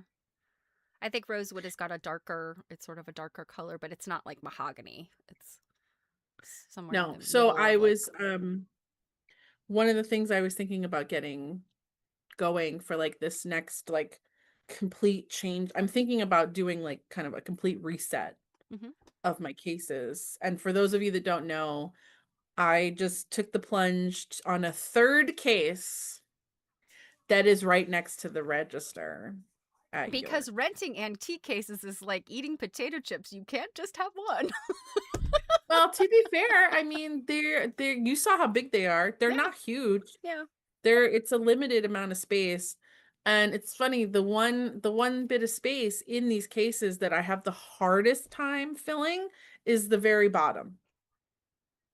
Because, some of it's like, what are you gonna see? You almost have to like position what is down there a certain way so it's Yeah, visible because anyway. most people aren't going to get on their hands and knees, unless there's, you Yeah, can't so have a you can't vignette put at the like bottom.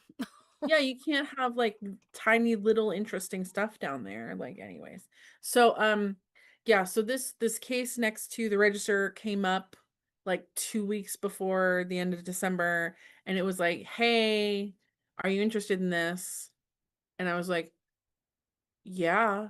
But the question is, do I add the case or do I get rid of one of the other cases? Um and LJ, I do have um in one of my cases I do have a quilt down there. Um so do I add it or do I get rid of one of my other ones? And half me was like, but I like my other ones. Like I like where they are. I like how they look. I like, so I was like, So this is kind of an experiment, right? For like a few months to see how this goes, and then yeah, so I'm like, I'll add it. And then let's say that particular case performs exponentially better than the other two, then like maybe I'd consider getting rid of one of the other two. Um, but one of the major points that was made to me is like, because the question I asked, some friends about their opinion, and the question was asked, first of all, like, do you have enough? That was a ghost, by the way. Do you have enough inventory? And I was like, it's so funny because you asked um, me too. You just said, "What's your opinion on this?" And I went at it from a completely different like mindset than our other friend who was asking you about inventory. Like that was her mindset. Like, do you have enough to mhm, fill these three things and make them look full and inviting? And I'm going like, mhm. do you have the money to cover these things for like 3 or 4 months to do this experiment? Because I know you got more than enough crap to put in there. Yeah, I was just like, huh. And then that our other friend made the point. They were like, well, in order to keep three cases stocked, like you're gonna have to keep like buying at like a particular pace. And I was like, Oh no. but I was like, I could actually probably, if for some reason I had to, I could probably not buy for like the next year and be fine. So I'm like, I'm definitely at a point where I have probably too much stuff. So, and keep in mind, it's not even quilts going in these So mostly. needlework So, tools. Yeah. so so she made the point of, well, look, the stuff's just sitting around your house, like no one can buy it if they can't see it. And I was Mhm. like, that is a very good point. Mhm. So, yeah, so I've got another case now. So now I'm considering doing a complete um reworking of all three of them, which can definitely mean, it doesn't mean I would take everything out of them and start over again, but it means I would completely move things around, Mhm. and that could mean they get moved around from which case they're in, how they're in that case, where they're in a case, blah blah blah blah blah. So all these things that I'm thinking about, I'm thinking of finally displaying some uh clamps, Mhm. because I did recently get a couple of like display pieces that I found while antiquing with our friend Karen. Mhm. Um so yeah, clamps. So things to keep in mind. Also things that are red. Yes. One thing that I And things with have hearts. here. Yeah. Well, I figured for Valentine's Day, and then like heading into like a St. Patrick's springtime, I'm thinking like red and white, and then after the Valentine's Day-ish time, I can just swap out the red for a green, and then like that Mhm. green and white. Mhm. And then Anyhow. start then some pastel sort of things. Mhm. So here's this reddish, Mhm. very soft, like leathery-ish purse thing. I expected this to be something totally different. LJ, there are other vendors there that have some sewing related things. But their case their case probably has a variety of things, and then they might have like 10 sewing items in that case, where my cases are a large majority of sewing and needlework related things, and then I might have one or two items that are something else, if that answers your question.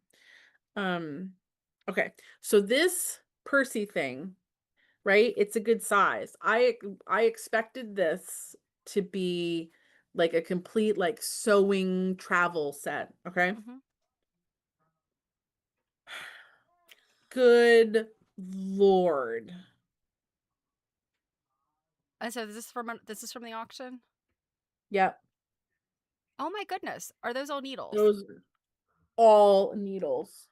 So that's almost like a salesman, like a salesman's wallet. Like, look at my needles. This is by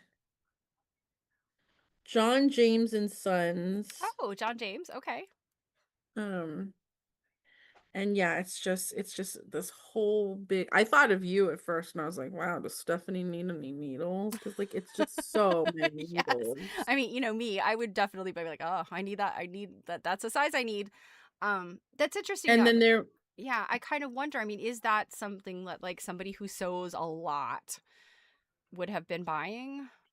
Or I mean, I know sewing obviously was well, very I important. you know who I'd picture buying this is like a seamstress or a Yeah, mantua that's what I'm maker. thinking. Like, is a tailor or a seamstress or I'm wondering would the average household need that many needles? Like that No, variety. probably not. Yeah. Probably not. And they are labeled like there's darners in here. There's there's all different kinds of needle sizes, but yeah, they wouldn't be going through this many needles in a year. Right, yeah. Um, and then there was just a paper sitting in here that just says December 25th, 1907. Hmm. So I'm guessing this was a Christmas present for Yeah. someone Yeah. that was like, "Thanks, Dad." Like, because it's pretty full. It was not I well will loved and used. spend 5 people's lives trying to use all these needles. Yeah, seriously. Well, you remember that whole conversation that we had around the English paper piecing of like, when, I'm used to the sewing machine feelings about needles and how often you replace them. Mhm. So, with the hand piecing, it's like, well, how often am I supposed to replace this needle? And a lot of the answers I've gotten is like, almost never. Mhm. Yeah, really honestly with hand piecing, and I don't know of you guys who do any hand work, if it's not tough on the needle, like you're not sewing like quilting is a different story because especially if you do like hand quilting, you do the rocking, you can bend a needle and eventually they can snap. Um but yeah, like a hand piecing needle, you the only reason I pull out any really with my hand piecing is just because I have multiple projects going on. Or I lose it. Somehow it falls off the thread. It's who knows where it is, probably in the bottom of one of my family members' feet. I don't know. I find them like under the couch cushion sometimes. But yeah, I mean, you never need to replace it unless you've used it to Well, sew through something like tough. you probably like maybe you think about this too, but like how in your with your antique floors, right?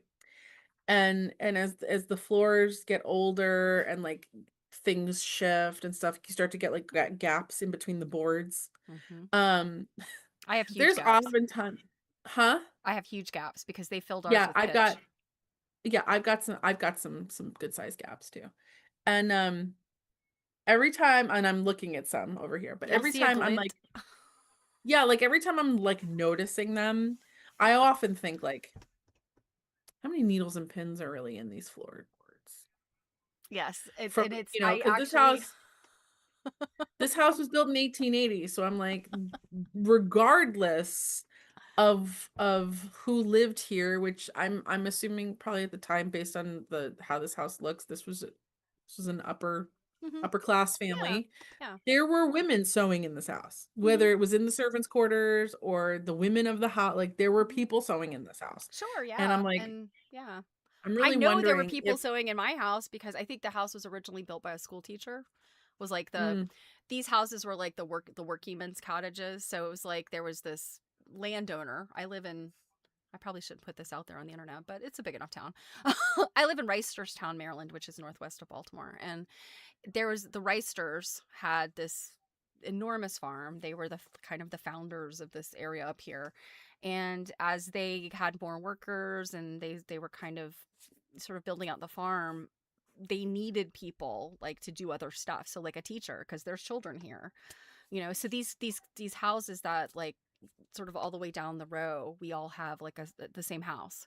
But over the decades, over 100 some years, the people have built like ours. We have a sun porch that's completely, um, it has walls. It's, you walk in and then you walk in again. Like there's two doors. Other people, there's some porches just an open porch. So there's only one door going into their house on the side. So, Hmm. they were for people that were had the means to buy a house or build a house, but not necessarily the means to have anything extravagant because they were either, like they were working class, essentially. Mhm. And Mhm. so I absolutely know there was definitely some stitching going on in this place. But I would say 99% of the glints that I sometimes will catch in my floorboards when I'm vacuuming, those are Are needles. you? There's pins and needles for me, yeah. And I get out my magnet and I go along and like pull them out. Well, that's why, like, I was wondering, like, there was a time that I had been kind of thinking about, having the floors worked on a little bit. You'd have to get the pins and And needles out that's first. what I was like. I was like, "Oh my god." Like, we'd have to spend time probably going through and Yeah, trying to, because like, get stuff anybody who out. refinishes and does stuff with floors would be like, So LJ had a Um, question. yeah, LJ wants to know what kind of business my dad was involved in. You're gonna have to I wanna know why you're curious to know that, but, growing up, my dad, had his own real estate developing company called Alexander Capital and Development. And then, when I was around 15, he liquidated it and went into, like, a second career where he was a salesman and he for a bottle company, like a company that creates packaging, and it's still around, it's based out of Everett, Massachusetts, it's called Andler Packaging. And that was his best friend, Mark Andler, that owned that company. They have since sold that company off. But he ran their plant down in, Fort Lauderdale, Florida Ah, for the up to the end of his career. okay. So that's what took your Um, dad to Florida. I wasn't sure if he moved mm, there just because of it's yep, Florida. yep, he It moved was well, work. at the time he said it was, like, the only job he could get after liquidating his company. I don't know about that, but, from when he moved there to when he retired, like, a year ago, he was running that plant. Um, and you said you're curious because of my retail savvy comes from my career in retail. My dad was a good salesman, but, yeah, I 20 years in retail, babe. I cannot believe that, but someone's like, "You're too young to have had a career," and I'm like, "I am not." Yeah, I'm too young to have had like three careers, but I have. Mhm. And more to come. So, moving on. Oh, well, this is interesting. So this is the second item like this that I have. I have another one that's shaped differently. It's my understanding that these come from France. Okay. Someone please correct me if I'm wrong, but I've gotten these from two different reputable people with collections. They both agree with that. So it's hard. Um and it's got like But it's leather. the way it feels now, I can't even tell. Okay. It might not be. I can't. It could be maybe that embossed papery stuff that they put on the outside of like old luggage. That seems more likely. Okay. It is a little on the softer side just because it's so worn, and also okay, so it looks like so it's got a plate on the top of it. I'll show you. Um, that's dirty. so I can't tell totally, but now looking at it in the light, it looks like it maybe has a picture of some kind of a building on it. Okay. Um, but see right now, doesn't that look like Oh, writing? yeah. But now it's not. Okay, there you go. So you can kind of see. So like this Yeah, is that's yeah, it's like like the it yes, top it and there's appears a to have been. flag, like it's maybe some kind of professional building. Mhm. So I don't know if that's a clue. Okay.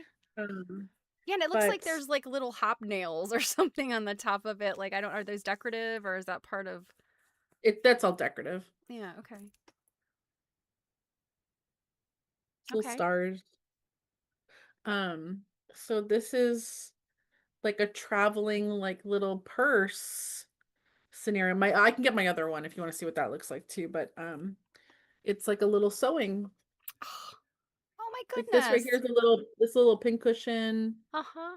um, in here, which we now know what they're for, is a mirror. Uh-huh.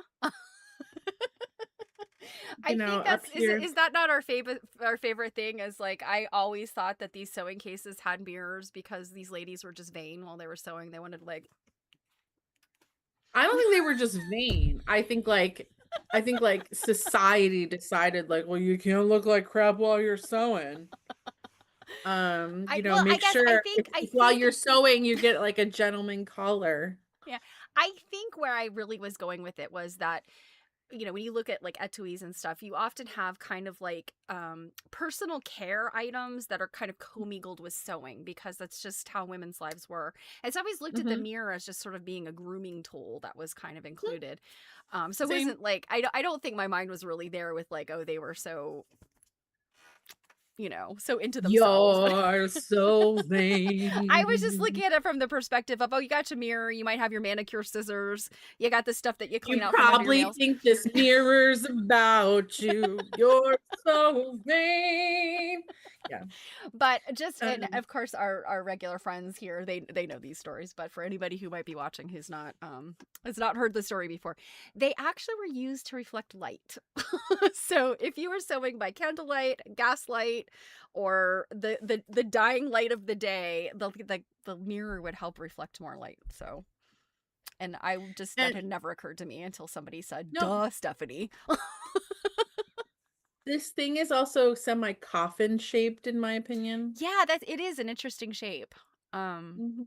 But also it's kind of like because it's a little bit flatter, like it's oval, but it's like more of a flatter oval. I'm wondering if like in terms of carrying that, if that's like an ideal shape for however it would have been carried.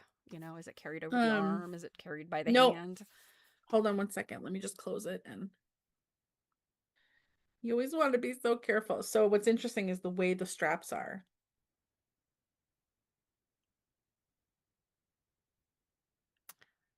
So are they going through like grommets? Are they like a continuous? I couldn't really see from the inside. I don't think I saw.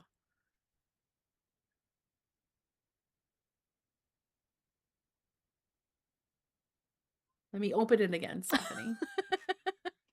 No, they're not continuous. Okay. There's obviously like a knot at the end. I see. Okay. So it feeds through like a grommet sort of thing and then the and now Mhm. are they made of leather? Are they like cuz they look leathery to me like Yeah, they feel more leathery, like mhm. a worn leather. Like this feels more like the outside of the shaker Mhm. thing I was telling you about. But yeah, it's interesting that like it's this way. Right. Yes, it's more of like picnic basket versus Yeah, purse, right? Like yeah. Well, modern day. mhm. But this way, so I would have expected the strap to come out from here on the ends. Mhm. But if and then have it long way out like this, but then it could tip. Mhm. So this would be the only way to make sure it can't tip, Gotcha. Okay. would be to have it like these. Do you want me to get the other one so you can Sure if you want to. um hold please? Oh, my old bones. Your old bones. You guys, did you know that Jill is going to be a special age, a milestone age next month. And I don't believe that it is not on a stream day.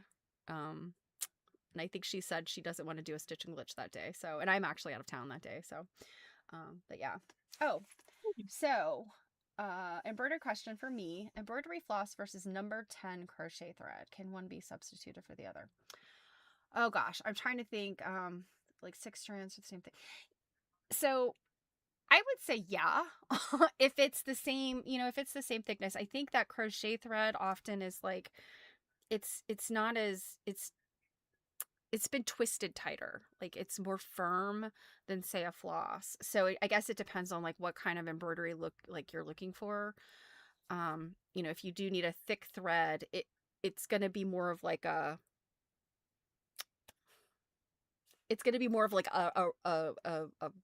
row, a piece, like than sort of blending, right? Does that make sense? I can tell you, Sulky, which is one of like the thread companies, they sell a 12 weight top stitch thread that is 100%. Um, you can use it in place of I want to say it's like four. It's about the same as 4 strands. So I think a number 10 would be about the same as 6 strands. So I think you're yeah. So yeah, if you wanted to do something like I would say if you're doing the kind of embroidery where you're like doing long and short stitch to blend like say the fur of an animal, I don't think that crochet thread would be my first choice. But if you were trying to do something where you have like a very structured kind of like stripey look, I think that the embroidery or the crochet thread would work. I stitch with all kinds of threads, you guys. Like I don't embroidery thread obviously is often the most cost effective. If you're trying to cover a big area, DMC. It's not that expensive, but I use so many different like kinds of things.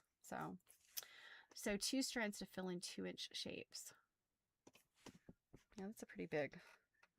That's pretty big. Yeah, I think if it doesn't give you if it gives you a look that you're okay with, I would say the embroidery thread or crochet thread would be a great way to fill space faster Thank than goodness DMC. you knew the answer to that because I don't understand thread weights to save my life. Thread weights are, I mean, similar to needle weights. Like the bigger the number, the tinier it is. So, pearl cotton. Think about pearl cotton. It comes in 3 different weights. And who knows, it might come in more. Yes, sulky, and you probably will have to mail order the sulky because they sold it. They sold some types of sulky in Joann, but I don't know that you can. Maybe in a local quilt shop might have, or a shop that has machines that do embroidery. Only because sulky has a lot of embroidery threads too. You can get those, but oh gosh, where was I going with this? I completely lost my train of Weights, thought. But weights of oh, yes, thread. yes, yes. Pearl cotton. So pearl cotton comes in 5, 8, and 12. 12 is very fine. 12 is like maybe 2 strands, 2.5 strands of embroidery floss. 8 is your kind of middle weight, and that's often like the standard embroidery floss that the standard pearl cotton that you see out there, and it's probably like 4 strands of embroidery floss. And then a 5 is pretty chunky, and that would be almost more than 6 strands of embroidery floss is what it's equal to. So That's what my mom used to tie a quilt once. pearl cotton, yeah. I think my challenge with pearl cotton is sometimes because it's so you think about crochet thread. It's got that twist. It's tighter. Like if you Mhm. try to pull on it, it's not gonna pull apart. Whereas an embroidery, like if you take 1 strand of embroidery floss and start like pulling on it, it's gonna pull apart because it's not as tightly twisted. And it's the same thing with pearl cotton. Pearl cotton is not very tightly twisted, so it's also the kind of thing if you pull on it really hard, you can pull it apart. Um, so I like when I've tied quilts, I have used ribbon, like very tiny fine ribbon. I have used pearl cotton. I have used crochet thread and just plain old yarn. And if it's a quilt that you're gonna wash and you like that little bobbly, you do it out of wool yarn. Use wool yarn, and it'll end up creating this little felted bobble if you wash the quilt a Hmm. lot. Yeah, I made a quilt for my brother-in-law. I guess it was probably in the couple years within the first few years my husband and I were married, and I tied it with wool yarn so that every when he would wash it, it would turn into like little baubles. And he used it. I mean, I don't know that he still uses it, but I mean, into his married life and his children, they use that quilt on their bed, and their kids played on it. And to me, that's like, Oh, yeah, that's like one of those stories. Like, I don't care if it gets used up. Like, that's what I gave it to. I didn't give it to him as like, oh, hang this on your wall. I an gave it to him as heirloom. like, here's a warm quilt. At the Mm-hmm. time, he was a starving student, and I made him this quilt. And and growing up and using that quilt with your family, I think is just really touching. Mm-hmm. Box number 2. This Oh, one yes. on the outside is in better shape. It's less worn. Where's the front? Okay. Boop. Okay, I've seen this one before, I think.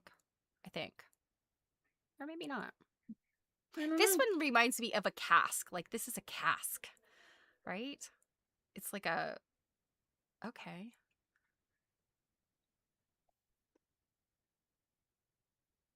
And is this tooled leather? This looks beefier. Like, it's more substantial, sort of. What do you mean? I don't know. The first one you showed, it's like almost like the walls were kind of thinner. That looks like it's very substantial, like it's been molded or something. Like it's tooled leather or something. I don't know. It's made out of the exact same stuff. Okay. So, and the inside is near identical. This one just has more stuff. Mm-hmm. Yeah, it almost does look almost identical on the inside. Mm-hmm. But that lid, like the way it's just the way it's shaped, like it's not just like a flat old lid. It's like it's tooled leather is what it looks like to me. Obviously, in my hands, I might say something different, but Yeah, I don't know. It doesn't really feel like. Well, wait. There's a piece breaking off.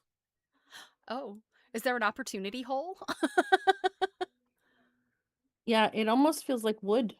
Huh. Okay, so then it could be some kind of like lightweight carved wood, maybe that. Yeah, it's definitely not leather. So it's maybe yeah. So it's like that paper stuff. You've ever seen you guys featherweight cases? They have Mm-hmm. like it's a pebbly paper it looks like leather, but it's glued on with this horrible animal hide glue that stinks so bad. Yep, sure Um does. yeah, I think that must be how those are. Is that paper. So I'm thinking about putting one of those in to the booth. Gotcha. Probably the second fancier looking one at the moment. And Mhm. then I got this while I was recently shopping with our friend. Oops, with our hold on, it just fell apart. With our friend Karen,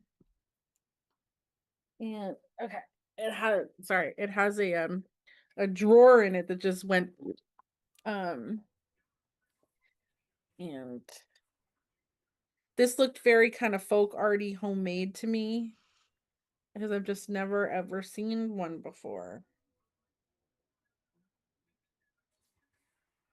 It's in the shape of a boat. Oh my goodness, yes. Or or a big iron. Yeah, I guess it could be a big iron. Here's like the little like you could carry it like right here. Uh-huh. It has a big And it has drawer a on the end. drawer, and then you put spools on these little pegs. Yep. I have a couple of things they seem to be homemade that have like a bunch of pegs on them. Yep. And there's definitely smells old in this drawer. And then it's got some thread. Some old spools. Actually, all of these except one are naked. They're used up. But it was just like it was just way too stinking cute. I love anything with a drawer in it. I have to say, how far back does the drawer go? Like Like, all as far back as it can go. okay, so where it stops being like straight. Okay. And Mm-hmm. what's in there like beyond that? Is it just an empty Just space? just this just the spools. No, inside the cavity. Like, does it Oh, there's stop? nothing. Like, or does it go all the way to the point? Like, oh, I can't see inside there.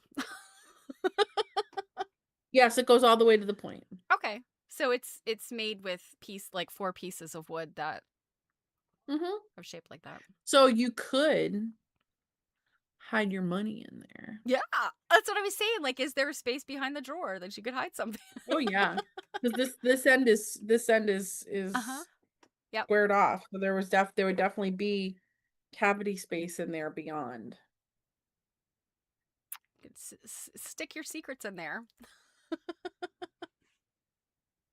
I mean, of course, it's missing a couple of spools, but like how this has with even with those missing 3, 6, 9, 11 spool holders, like, and it's just so cute. I would like paint on it like Titanic. That is cute. That's interesting. And Def, I agree with you. That like looks like somebody's like dad's workshop project making something for Yeah, his wife or his daughters or something. yeah. Yeah, I have a couple Um, of those things that um one of them I kind of wonder, I think it's newer and I kind of wonder, was it like a shop project? You know, some kid had to make, and they're like, I'll just make my mom a spool holder. But other one I have is, it seems to be, it's probably still mid-century, but it looks like it's a little bit more um it's sort of a little bit more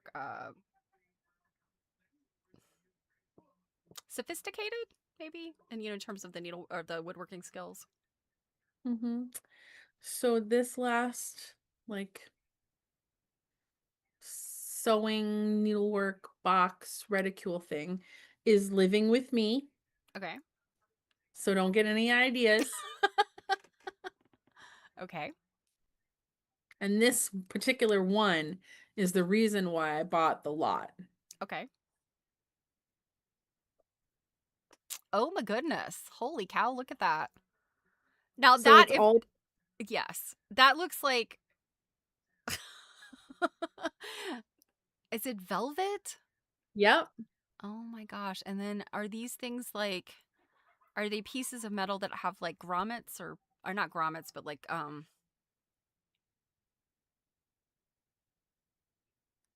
rivets? Like, are they riveted on? Or are they pins, like, or little, I don't know. and are those mother of pearl, the white things, the Yeah, flowers? they look mother of pearl to me. Okay. This looks like something like came right out of like the, I don't know, the Count of Monte Cristo, and So I have to be super gentle with it because the flaps that open aren't really attached anymore. ah, okay. So they didn't have a So hinge, they were attached by like the fabric or the lining. it looks so. It looks like maybe it had a small piece of like a leather. Okay. Because one is still kind of attached and one isn't really attached And at a all leather is anymore. a handy way of making a hinge when you're covering a So box or a casket or something. yeah, I've got to be really careful here about how Okay. I. Oh, So look at there's. the mirrors in the bottom of it. Oh my god. And the little tiny pair of Mhm. scissors. Ah. Wow, that is very cool. Very fancy.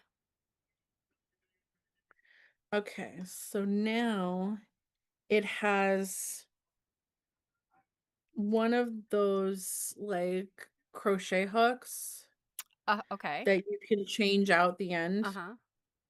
and then it has a number of little tiny hooks. Okay. Um,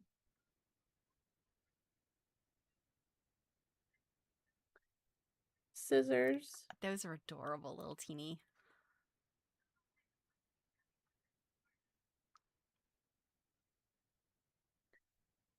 a wee thimble, little thimble.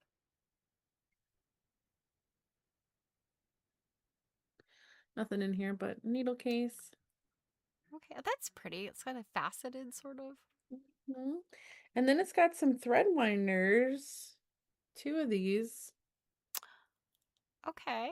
And so I'm assuming all this is brass, probably. I mean, maybe.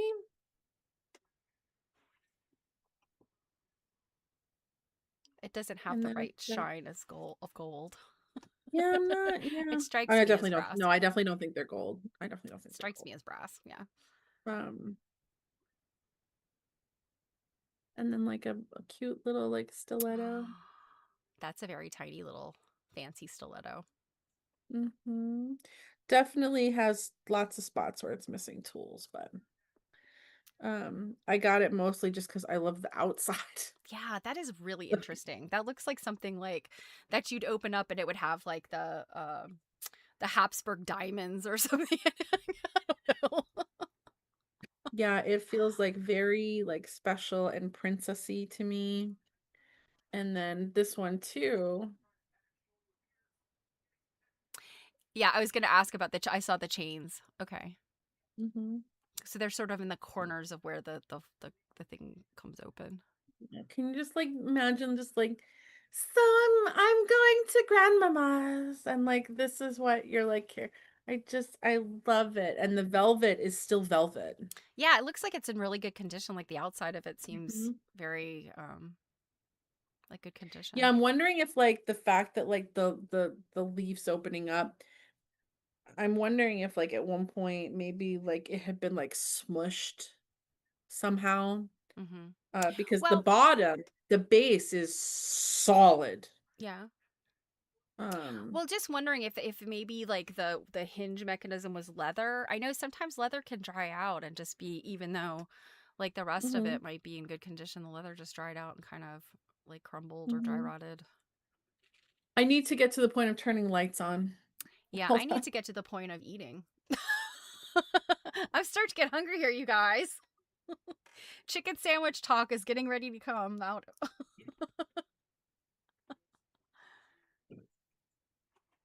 I'm wondering what my husband during this stream, what has my husband cooked up for me to bring home for dinner when I go run my errand. What is your errand? Is it like anything interesting? I just have to pick something up for him. Um, and I told him I did because there's I don't know there's some football game on or something. So Because there's what? there's a football game or some kind of thing on that he's watching. We do these things for each Wow. other. It's a kindness. He'll go out and run my errands when I don't feel like leaving the house. This is 30 years. These are the things you do to keep the marriage moving to 30 years.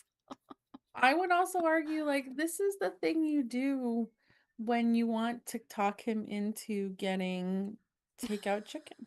That too. I also kind of want takeout chicken. We skipped our fish last night because we were watching a show and they mentioned Thai food, and Sundy's just like, let's get Thai food. You know, So we did. we do not have a great Thai restaurant. There's one restaurant near us that it's actually not that close to us. It's probably a good 20-minute drive, but um they just are not good anymore. And I don't know if it was like the pandemic broke them or if they got under different management or something. They used to be so good and it's just not great anymore. And that's a bummer because I really like Thai food. Yeah, this is like probably our favorite place to go. It's pretty good. It's pretty good. So yeah, that's some new additions. Certainly not certainly not all of the additions. I got more stuff in that auction lot, but it was the most easiest one to gather quickly. Does anyone have any wise words of wisdom for doing complete resets for winter/Valentine's Day stuff? Okay, thanks for coming to my TED Talk. Like, I don't know how much of a delay we're in, but yeah, I mean I just think about like of course my retail experience was similar to yours, big box retail and you do a reset, it's like tear everything down. It all comes down and then the new stuff goes up. But I look at it from the perspective of like you've got some red stuff, right? Because of the, red and green. If you got red and green for Christmas, you kind of pull the green out, Mm-hmm. um, move the red around a bit, and reinforce it with some hearts. Mm-hmm. Take down your holly sprigs and whatnot. Maybe put up something that's a little heart oriented, and and pink. Pink's another good one to throw in there. Well, the inside of that Percy thing is pink. Hmm. Yeah, I think like kind of just creating that cohesive like color scheme, and if you have any tools that have hearts featured or anything like that that you can put out. Um, yeah. Action creates momentum. Yes, indeed. I love that. That's good advice. So just So start moving stuff around. I was gonna say, is that advice in terms of like just get going? And Do it. yes, it's funny. Originally, when I was thinking and pulling some pieces, I was like, oh, you know what? I'll go up there and play with it on Sunday. Not at all remembering Oh, like today's that. Sunday. Yeah, that like we were gonna be, and then I was like, oh, I guess I won't be doing that. Um, yeah, and then I'm just curious. There's been on our most recent video, the one that we put out, the pre-recorded on Tuesday, Hmm. there's been some comments Oh. in on the video about the way that I pronounce mauve instead of saying mauve. Ah. And two of our friends have commented that they always, it's so funny because like commenting it, like the first person was like, I always pronounced it to rhyme with stove. Hmm. And um I was like, I replied and was like, well, that's really interesting because like obviously my first like encounter with that color was like in the 90s. It was huge. My whole Hmm. bedroom was that color. Yeah, 80s, 90s for sure. And I was like, I have only ever heard it at that point, I'd only ever heard it pronounced mauve, to rhyme Hmm. with like suave. Hmm. And And LJ pronounces it the way we do. I did not encounter it to be pronounced the other way as mauve until encountering it in like a more academic type Mhm. sense. Like the difference between Um, textiles and textiles. That's yes another and one no. that drives me up the wall a little bit. I'm like, textiles? Well, but here's the thing. So we could make the argument for textiles that we are pronouncing it the way that it's spelled, textile. With mauve, I don't know that it's the way it's spelled has Neither much of an pronunciation argument. has what I mean. AU, I guess, like sauce. That's the way I look at it. Right. I So that's always why thought you of mauve because certainly I've heard people pronounce it that way. And exactly, LJ, tomato, tomato. That was gonna say potato, potato. Schedule or schedule. I always looked at it as like a European or English, the British. The British are walking around saying mauve. well, so one of the comments, and I'm Okay. forgetting off the top of my head who made the comment. Um, So Jan was I saying one also person suave, mauve. Yeah, one person mentioned that it could be part of the French pronunciation, the way I'm saying it. Yeah, But what yeah. Steph, you tell me what you like, what pronunciation have you come across? I mean, I've heard both. I have heard both, and I've always thought of it as mauve. I mean, I think I probably have always pronounced things like the way my mom pronounced them. And mauve was a big color in the '80s, and you do the color me beautiful your color thing. I think mauve is one of her colors. Um, so yeah, I mean mauve like suave. But I have heard it said mauve, and to me that sounds like kind of French and European and like whatever. Tomato, tomato. Well, apparently when we start that book, it's going to be like gripping about the pronunciation. Whether we say mauve Um, or mauve. I'm voting for mauve.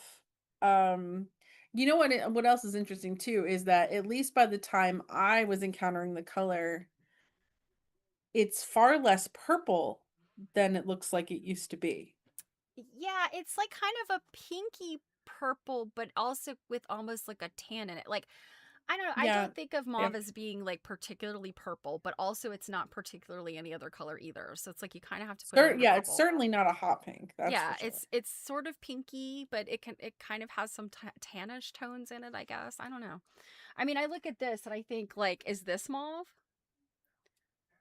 Like the if you look at and I know that I think the shirt you're kind of wearing is a bit mauvey. this does not show up well. I know this doesn't show up well on our screen. You really can't see it. But if you are going to read the book with us and you have bought this book, you know that where it says mauve up here, it's different colors. Like the V is kind of pinky, but MAU and the E are like almost this color, Mm-hmm. this purpley here.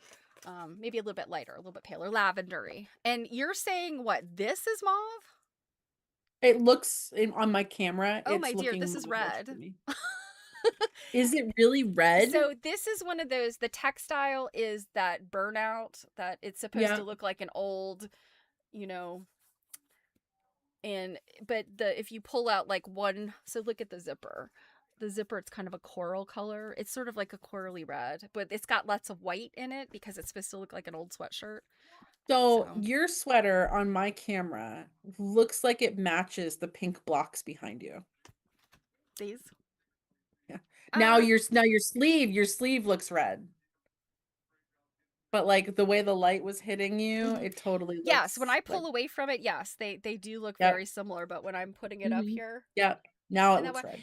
so my mom gave my husband a sweater and for Christmas, and depending on the light, we all argued for days about it because he's like, "No, it's brown." Somebody else is saying it was gray, and we decided, okay, gray was stupid because that was just the bad lighting. Is it brown? Is it khaki? Now my sister-in-law was wearing like an army green khaki t-shirt. And up against her shirt, it was definitely brown because her shirt was clearly green. But then when you put it up against like a brown, like a chocolatey brown, it looked green.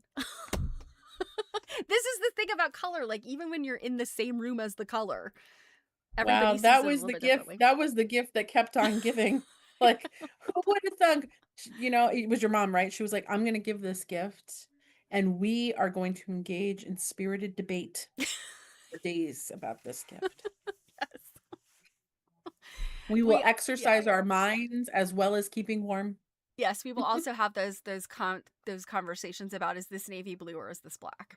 And I'm like, that used to be black and it is now navy blue because you've washed it a whole bunch.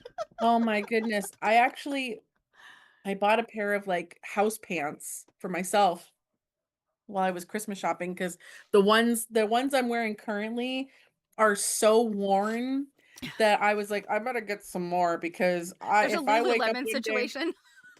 like yeah, if I wake up one day and the crotch of these pants have just packed up and left, I'm gonna be SOL. Like I need to make sure there's more pants. To be fair, I've just worn the life out of these.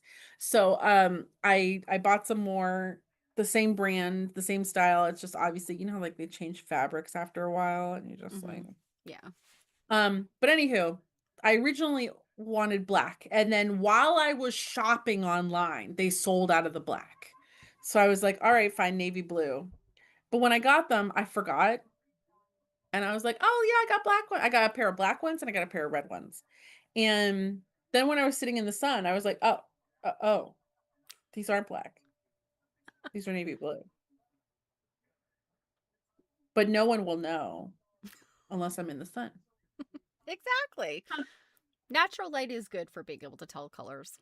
Incandescents and LEDs are terrible. Fluorescent, oh, it will absolutely change the color of something. Mhm.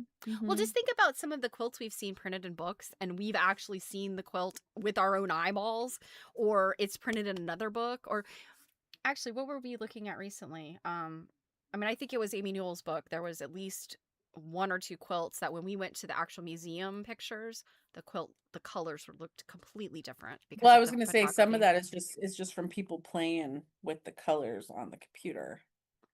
Yeah, potentially. It isn't black in the right light. Yeah, yeah, and I have I've been surprised when I've thought that something in my wardrobe was one color and then I've gotten outside and been like, "Oh." These two things don't match as much as I thought they did. It was funny, my old boss, she she was a blonde that like added blonde highlights to her hair. And she had really, really long hair, and she'd gone to a salon, a new one for her because she'd moved here from Florida. And she came into work and she, her and I most of the work I did with her was in the office that has no windows. So, the only place to have windows in the entire building was the front doors. So, she came in and someone was looking at her weird and I hadn't paid attention. And she was like, "What's the matter?" And they're like, "What the hell is wrong with your hair?" And she was like, "What do you mean?" And the color from the blonde looked awful. It was so brassy and like awful. And then I was like, "Did it look like this in the salon?" And she was like, "No, it didn't look like this at all. Like, would it keep changing color?" And I'm like, "No." So I'm like, "Let's open up the back door. Let's go outside in the sunlight." So we went out in the sunlight and I took pictures with her phone. I'm like, "It looks totally fine. Mm-hmm. It's the light." Mm-hmm. I was like, "It's doing you dirty in here." As it Yes. does with your skin Mm-hmm. and anything else. That's why I never like tried when I worked for Kohl's. Like I hardly wore makeup. I wore a little like under eye concealer or something, but people are like, "How come we don't wear more makeup?" I'm like, "Cause it's not gonna look anything like I intended it to when I come in here." So I'm just not gonna waste time in my life. So yeah, she did end up going back to she went to a different salon to like have it worked on, but I was like, there's nothing there's nothing really. She's like, "I'm so angry with them." I'm like, "Why? How were they going to know That you work how at a a hair store that color?" has no natural light. Yeah, I'm like, "How are they gonna know how that color is gonna interact in specifically Kohl's, number 15.12 fluorescent light bulbs?" Like, yeah, but I Thank was like, goodness "Just." for filters is all I gotta say. Yeah, like, what kind of filter would you put on for that? Like, "Oh, quick, put filters over all these lights for true blonde." I would just take the picture and like adjust it later. Hey, did your did your Dave's Hot Chicken get the cauliflower bites back? Well, I haven't checked. I haven't checked lately, but no. Last time I ate You there, haven't called you haven't maybe a called month ago. corporate? The thing is, they're a franchise, so I don't know.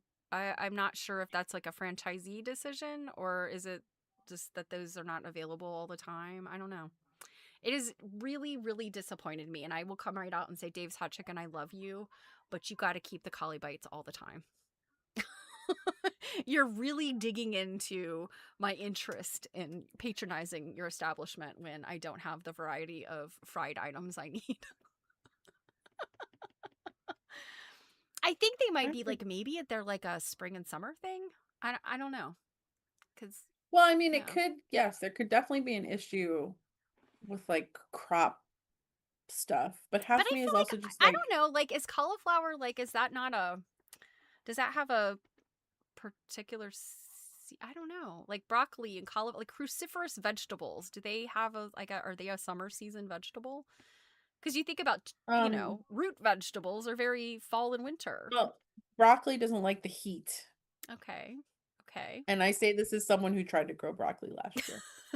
Um, but that being said, we can get broccoli all year round. Well, sure, we can get just about any vegetable all year round, but So that's why I'm just like, why would it be terribly hard to get cauliflower? And half me is even like, well, if you can't get cauliflower for some reason, like, why don't you try it with some broccoli? no, I don't think I would eat broccoli. it. I don't think broccoli bites. No, they wouldn't work out. They wouldn't work out. Mm-mm. I think they would. I'm sorry, no. I Well, respectfully disagree with you. You are quite wrong. I don't find that respectful at all. And With I all think due respect. yeah, saying with respect does not put it there. I think you are discriminating because they're green. No, I'm discriminating because they don't have the right mouth feel when they're cooked. Cauliflower has a different like, the deep frying. The cauliflower it softens, but it doesn't like the only the stemmy part. The stems of the broccoli would maintain that sort of the cauliflower head or the broccoli heads are You they think get we like get too very mushy? yeah, and they have a very different flavor. I mean, they do have both are this sort of vegetable that has like sulfur producing compounds. LJ agrees with me.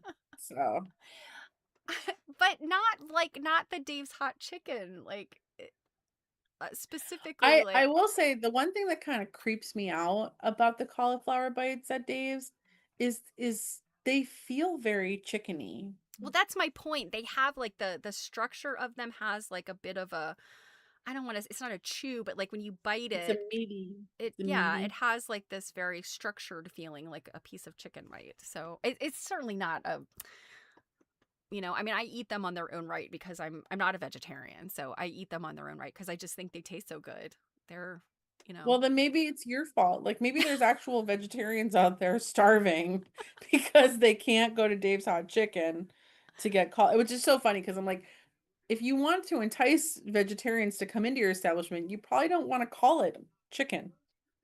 Like you probably want to yeah call it Dave's hot ass. And you can get Dave's hot anything in fried there you want. Dave's hot fried things. Yeah, Well, like but you know what? They have milkshakes, and that's not in the title of the restaurant, so I don't know that that's necessarily a good, you know. I've never had a milkshake from there. Are they good? I have. They're all right. I mean, they're not the kind of thing you know. Are I wouldn't they knock my mother over to get there for a milkshake. where whose milkshake would you knock over your mother for? Chick-fil-A hands down. They have the best chocolate milkshake Oh. cuz they use real ice cream, whereas McDonald's uses I like a don't foamy I yeah, I don't understand what all the fuss is about Chick-fil-A. I don't I'm think not it's a that huge great. fan of Chick-fil-A anymore. Unfortunately, their chicken is not as good as it used to be. They have done something evil to their fries. Um, Evil? they are very dry now. Like, if you don't Mm. eat them quickly while they're still hot, they've done something. It's some kind of treatment that they're giving the fries, I think. And, they have waffle fries. It's some kind of coating they're putting on them to make them, I guess, crispier.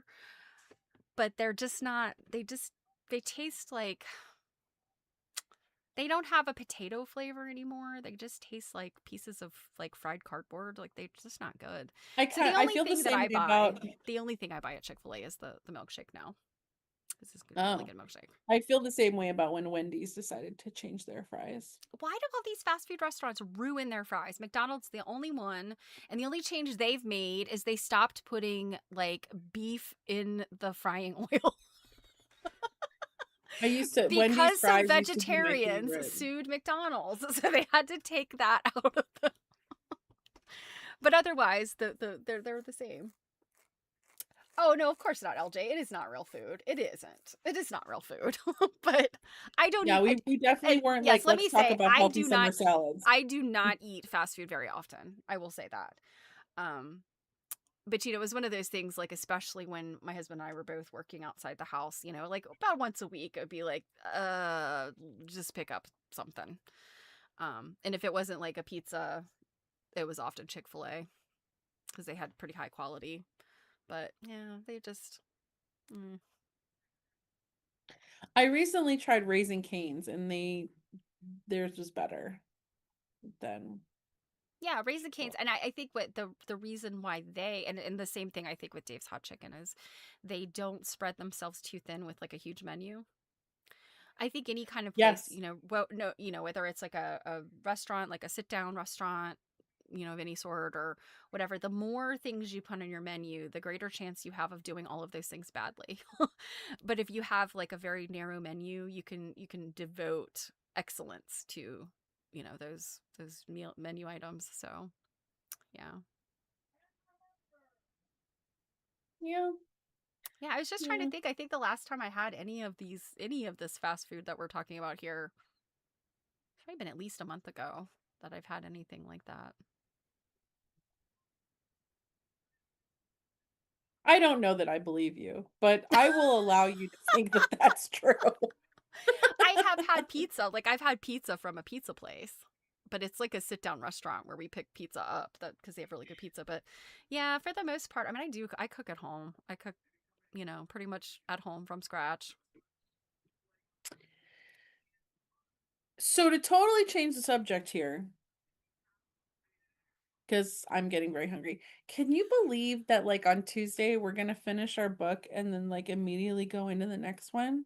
I Like it's know. already like Tuesday is like it's already like Tuesday's 30th. I know. This year, you guys, I mean, how do you feel about it? It has gone by really fast, hasn't it? I feel like we say that every year. Yeah, but I mean, I when I sit there and I think like, oh my gosh, what did I get done this year? But I did a lot of things this year. We did a lot of things, and then I did a lot of things on my own too. And it's been a very busy year, but it's also just like it went by so fast. And yeah, you know what I joked the other day about? I'm still writing 2024 on on things. I was joking. I actually heard somebody on the radio say, "I'm still writing 2024 on my checks." And somebody like Yeah. it was like one of the radio personalities, and the other person was like, I don't know what's more disturbing, that you still think it's 2024 when we're at the end of 2025, or that you are still writing checks. I still write checks for I things. know, but and my mom does, and I do know people that still write checks, but I gave up writing Most of checks a the long time what time ago. happens now is when I'm in antique situation, that's often where I'm writing checks. Hmm. Um, I have people be like, "Do you even know how to write checks?" And I'm like, "Yeah."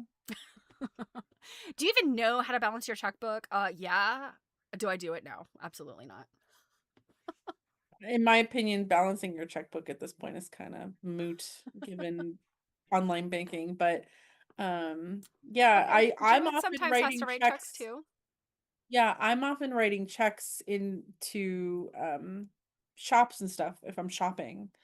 Or like my rent for my booths, I write a check. Like oftentimes they'll accept that as cash so Hmm. that you often like can get like a better deal or Yeah, something. I And guess places that have like more advanced like payment processing, they can process a check quickly because it comes right off the like the Micker reader, the Mhm. numbers at the bottom.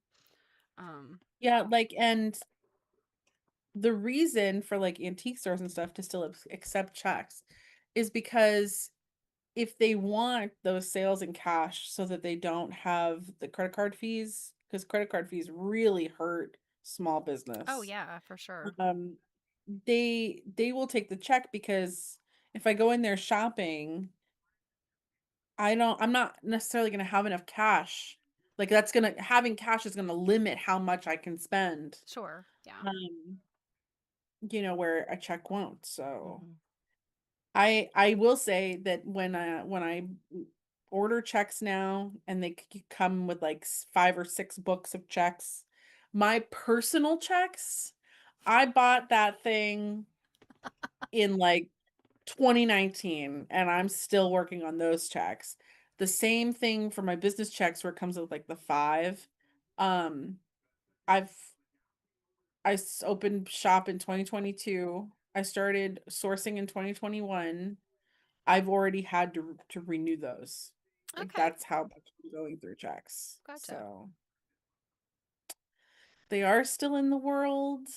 They I'm are. flattered when people think I look too young to know how to write them or what they are, but, checks were very much a thing in my life When growing was the up. last okay, so when was the last time and yeah, I everyone has given me. Druid has sometimes nothing else will do. Yes, I get it. But have you seen somebody write a check at the grocery store anytime recently?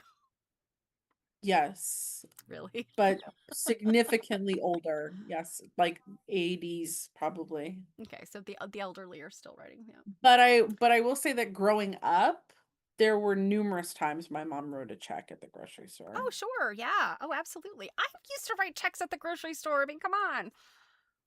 But, like, it's so funny because when I think of there was a time that I remember when you could smoke in the grocery store. Now, Like, that is yes, one of my I remember when very you could early smoke memories. everywhere, but I cannot picture anybody smoking in the grocery store, just in my Yep, experience. I that is one of my very, very early memories of LJ has given somebody. us a date. I'm assuming this is the last time you wrote a check in the grocery store. It's 2016. I have never written a check at the grocery store because by the time I was old enough to kind of like be going in and like shopping myself, it one of the reasons that it became so easy and my mom started doing it is number one, she hated the grocery store and I like it. She would give me her card. Ah, Is so when just yeah, you using your mom's started credit using card. cards. Yeah. Yeah. Yeah. So she would send me. Yeah, so I don't remember seeing anybody smoking in the grocery store. Now, I did grow up in I grew up in a tobacco area, Virginia, well known for tobacco. I can't think of seeing anybody smoking in the grocery store, but everywhere else, for sure. And I just remember, when you guys remember like going into a restaurant and it's like, do you want smoking or non-smoking? My dad smoked until a certain point, so we'd always pick smoking, but it's not like those areas are like well divided. Like, if you're gonna sit in the non-smoking area of Shoney's, you are right up against the smoking area at Shoney's, and it's just like, back then Yeah, there was no such thing as a non-smoking section. smoking or non-smoking always seems pretty silly to me, except for like there were a couple of restaurants we would go to when I was a kid that had more than one floor. Right, if they've got an area that's, yeah, like, smoking's upstairs or smoking is in this place where doors shut, but like any open air restaurant where smoking's over there and non-smoking's over there, but like where they meet, Yeah, you can either smell it the was smoke but not be able to smoke, or you're gonna sit there and have to deal with smoke. well, in all likelihood, your server was gonna come by and stink like a waft of smoke. It was basically the equivalent difference of, so if you sit over here, someone's going to blow the smoke in your mouth, or if you sit over here, like the people walking by are going to crop dust you. With their cigarette It's so scent. funny though, because when I think about the difference when I was a kid of how long we would stay in a restaurant as opposed to now. And now I feel like the culture is like chew and screw, where before, like I have never ever in my life, unless I was out like with a girlfriend and the goal was to be there a long time, I've never ordered after dinner coffee. Never, ever, ever, ever. My grandparents and parents always, always, always. I had coffee They after ordered dinner. after dinner coffee and they would be smoking. Okay, yeah, yeah, I remember that. Yeah, so we'd stay at the restaurant. My brother and I would get bored and I'd end up like laying down on my mom's lap and falling asleep. And Because they had to because have they their would just be after dinner yapping. coffee and smoke. Yeah. Like when it's so funny now because servers still ask you, like, does anyone want any dessert or coffee? And I'm it's 8 p.m. Like who's ordering coffee? Like I'm I do like, have no, to say sometimes when I've got the appetite for dessert, I could drink coffee with dessert. Like I could pair those two together. Like coffee and pie. I've I think coffee never and pie is good. maybe it just has to do with like coffee culture. Because, yes, when my grandparents were around, they'd come over for dinner, they'd be there in the evening, and my mom would, like, make a pot of coffee. Folgers, Yeah. um, or chock full of nuts, remember that? Um, Or but if you're trying to get them to leave Senka, but, all I've got is it's so Senka. funny, I still have that a container, like, that my mom kept the container and used, like, in the kitchen. Um, but I feel like as times have changed, we don't really have like a nighttime coffee culture anymore. Mm, So for me, I'm almost never it's very rare that I'll crave a coffee like late. Um and I for me it's not a dessert beverage, it's a morning. It's a Okay. Yeah. breakfast So beverage. to me, yes. I would say to me, yes, coffee was always a morning beverage. But quite a decent swath of my family are coffee dessert people. And if it's Mm. fairly late at night, then that's when you do decaf. That's what decaf is for. Is the nighttime coffee. That's decaf. My husband, I mean, I don't think of him as being like too terribly old. He's older than me, but he'll have coffee with, he likes coffee and I cookies. mean, if we're gonna play that game, he also looks significantly older than you do. This is true. He looks old enough to be my father. And it's just because he's looked old enough to be my father since he was like 17. Yeah, so I guess on the one hand, like it's a blessing and a curse that standing next to him makes you look younger. You're like, I'm the youthful no, this is not my dad. We have gotten that before. And I think the person was joking, but it was still like, you're a stranger. Please don't make comments. Like, and I'm like, I'm much older than I look, so go away, you weirdo. But yeah. Actually, we had coffee with pie the other night. Yeah, call me weird and elderly if you want, but that's just a cultural thing, I Wait, guess. why does weird LJ just called me a automatically? trophy wife. No, you're a gold digger. Yes, I'm a gold digger. You are the 20-year-old marrying a 60-year-old just for his money. Oh my gosh. Oh gosh. See, That reminds me. Somebody was telling me, oh, it's some show my mother watches. It's probably one of those housewife shows. I don't watch those. I have one guilty your pleasure. mom watches those shows? Oh, my mother loves the housewife shows. She can talk to you for hours about all of them. All of them, yes. The Utah ones, the Potomac ones, the original, like the New York ones, the Orange. Oh my gosh, she knows everything about all of them. There apparently is one, and I want to say it might be I think it's the woman. So the Utah group, there's a vast majority of them I think are Mormon in those and I can't I remember, mean, is that it Salt makes Lake sense. City? It's Um Utah. in any event, so most of the women are like, white women, blonde hair, but the one woman, there's an African American woman, and apparently she's very successful, like wealthy and successful, and she's like kind of a self-made person, but she married her grandmother's husband. Her grandmother died and she married her husband. And I'm like, oh. No, this wasn't like her grandfather. This was her grandmother's, like, maybe second husband, I don't know. But I was just like, Okay, because I was what? about to say, like, incest much? No, Like, no. He was a step grandfather, I guess. Still ew. But so also, wait, wait. There's so many questions. I know, right? So, did the big question here is, did grandpa marry grandma in order to get to the granddaughter? Who knows? Who knows? I don't know. Just when my mother told me that, I was like, oh no, thank you. I don't need to know anymore. That's gross. Like, and the Yeah, way I kind of, I kind of is this wonder like, if it was a gold digging situation. Like but he you said had she some was a money and, self-made woman. well, she has this money that she has invested, but and like, but I'm kind that I don't know. That's the thing. I'm not sure. Kind of wonder, is she a self-made woman, or does she get his money and do like invest it properly? Like, I don't know. But just when she told me that, I kind of was like, what? I did like a double take and I'm like, wait a minute. This woman married her grandmother's husband.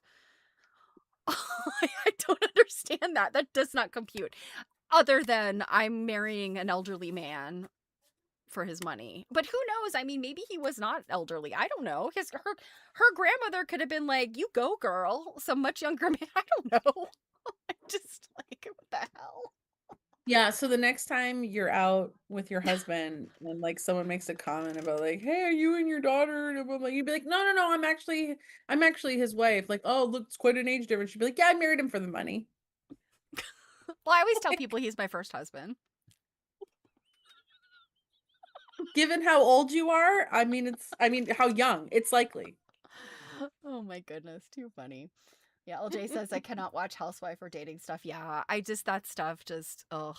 I think with the housewives, I think to myself, and this is where you're gonna see my like kind of I don't know, is it socialism? I don't know, come out. Like these women have so much money and they have so many like and even the ones that don't actually have money, but they're like skating by on the fact that they're famous for being famous.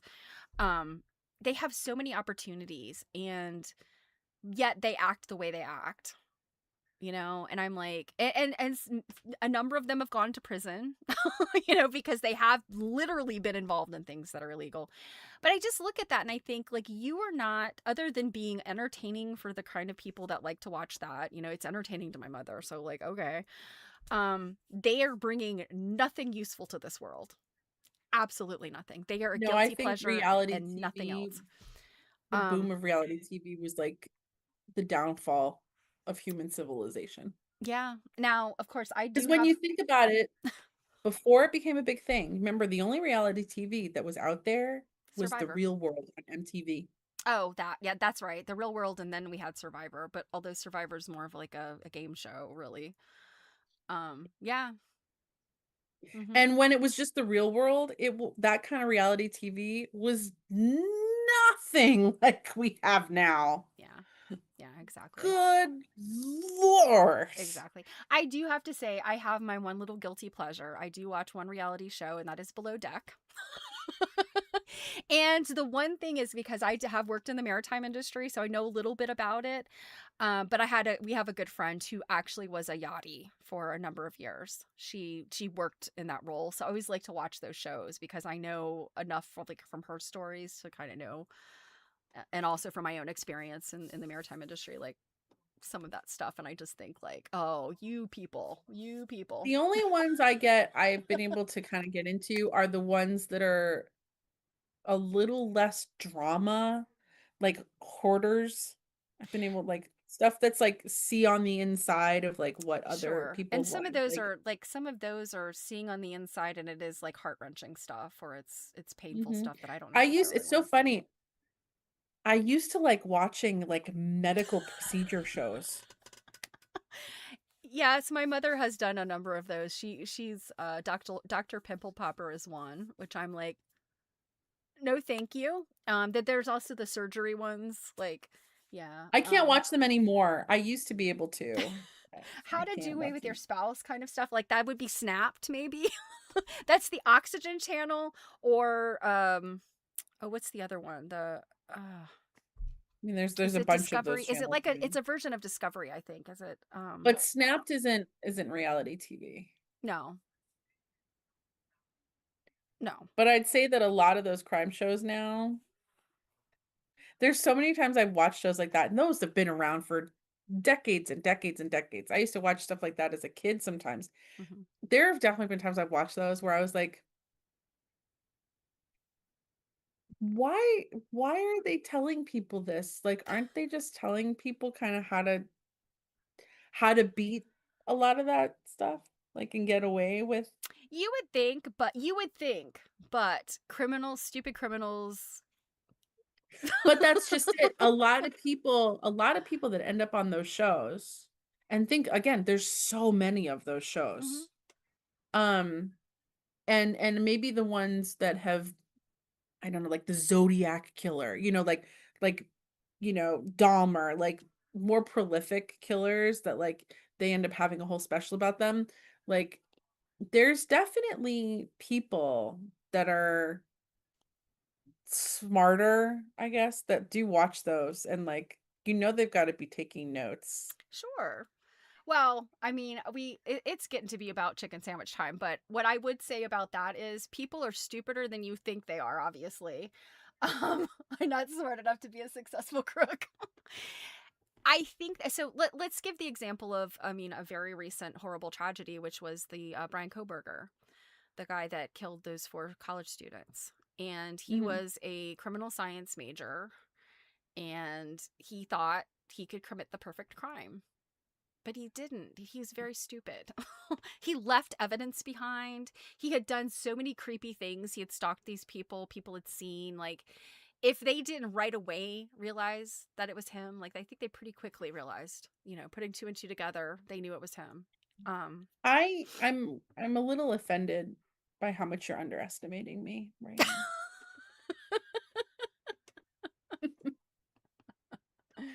oh my goodness, yeah. LJ made a good point. Like, viewers think that's real. Yes, I think with a lot of those reality, especially the dating ones, like The Bachelor and all that kind of stuff, they Oh, have producers that, and they have like staff that's their job, is to like poke and prod and get people riled up about stuff and create these like false narratives, or just tell them this is what you're gonna do. You're the only person that knows this out of the whole group. You're gonna be a chaos gremlin. yeah, I Yeah. I don't, what's that other one, like Married at First Sight, or Oh, all of the those. the Good one where lord. like you end up with, like, you end up marrying someone from like another country that you've never met. Yeah, there's that one, And and it then was there's like, the prison ones, like 90-day lockup, and like oh, 90 Day Fiance. That's it. I'm yes. like, Are you a mastermind? LJ's asking. All right, guys, you heard it here first. If you want to commit a crime, you better loop Jill in. or 50 years from now, people are going to be watching some Netflix documentary, like, I remember when she was just streaming with Stephanie and they were just talking about chicken sandwiches. She was so nice. A mild-mannered needlework and textiles dealer. Yeah, like, and then she used the scissors. Like, Then she became a art thief and a bank robber. yeah, and like people always knew she'd been there because she left a vial of tears behind that smelled like perfume. And then LJ went to jail as her remote accomplice. And you know what? I don't know if Druid is still here. Druid would be in there too. She would not let her tumble turd goddess like commit a crime alone. You guys, I'm gonna have to turn you in. Hey, you're over here acting like we're the weirdos. You literally started a cult where you were like the leader, and okay. Druid don't know nothing. So yeah, before you want to go there pointing the shears at others, Well, I guess you've what I would say, I did put the brakes on that a little bit because there was too much like real stuff going on in the world, and I was like, this tongue-in-cheek funny art project is not in yeah, good you're taste like, right now. maybe this isn't the time to start a cult. Well, yeah, but I think my favorite thing was when, and I cannot remember, I apologize if you're here, I don't remember who it was, but I said something about starting a cult just as a fun art project and a kind of a joke, an AI cult, and they said, isn't that what this is? I was like, huh, yeah. Oh goodness. Never would tassel. Do we have a group chat or a Discord? First rule, don't talk about it. Oh my gosh, you guys. It's really interesting how these guys come up with the ideas like really fast. Yeah, we're just hiding over Better here, get just hiding in WhatsApp, plain you sight. guys. It's encrypted. Okay. Oh my Well, goodness, you guys are a mess. all of this masterminding has made me hungry. Indeed. I guess is our next Stitch and Glitch going to be like do you need to make sure we're not on some kind of FBI watch list? Yeah, I'm just gonna be like, well, remember, I'll just be like, there's a knock at the door. Cake Somebody didn't save me. Cake didn't call. Cake didn't call. Oh, you Hey, we're nothing guys. if not fun. And the best part is that we're really not confirming or denying what's true and what's not.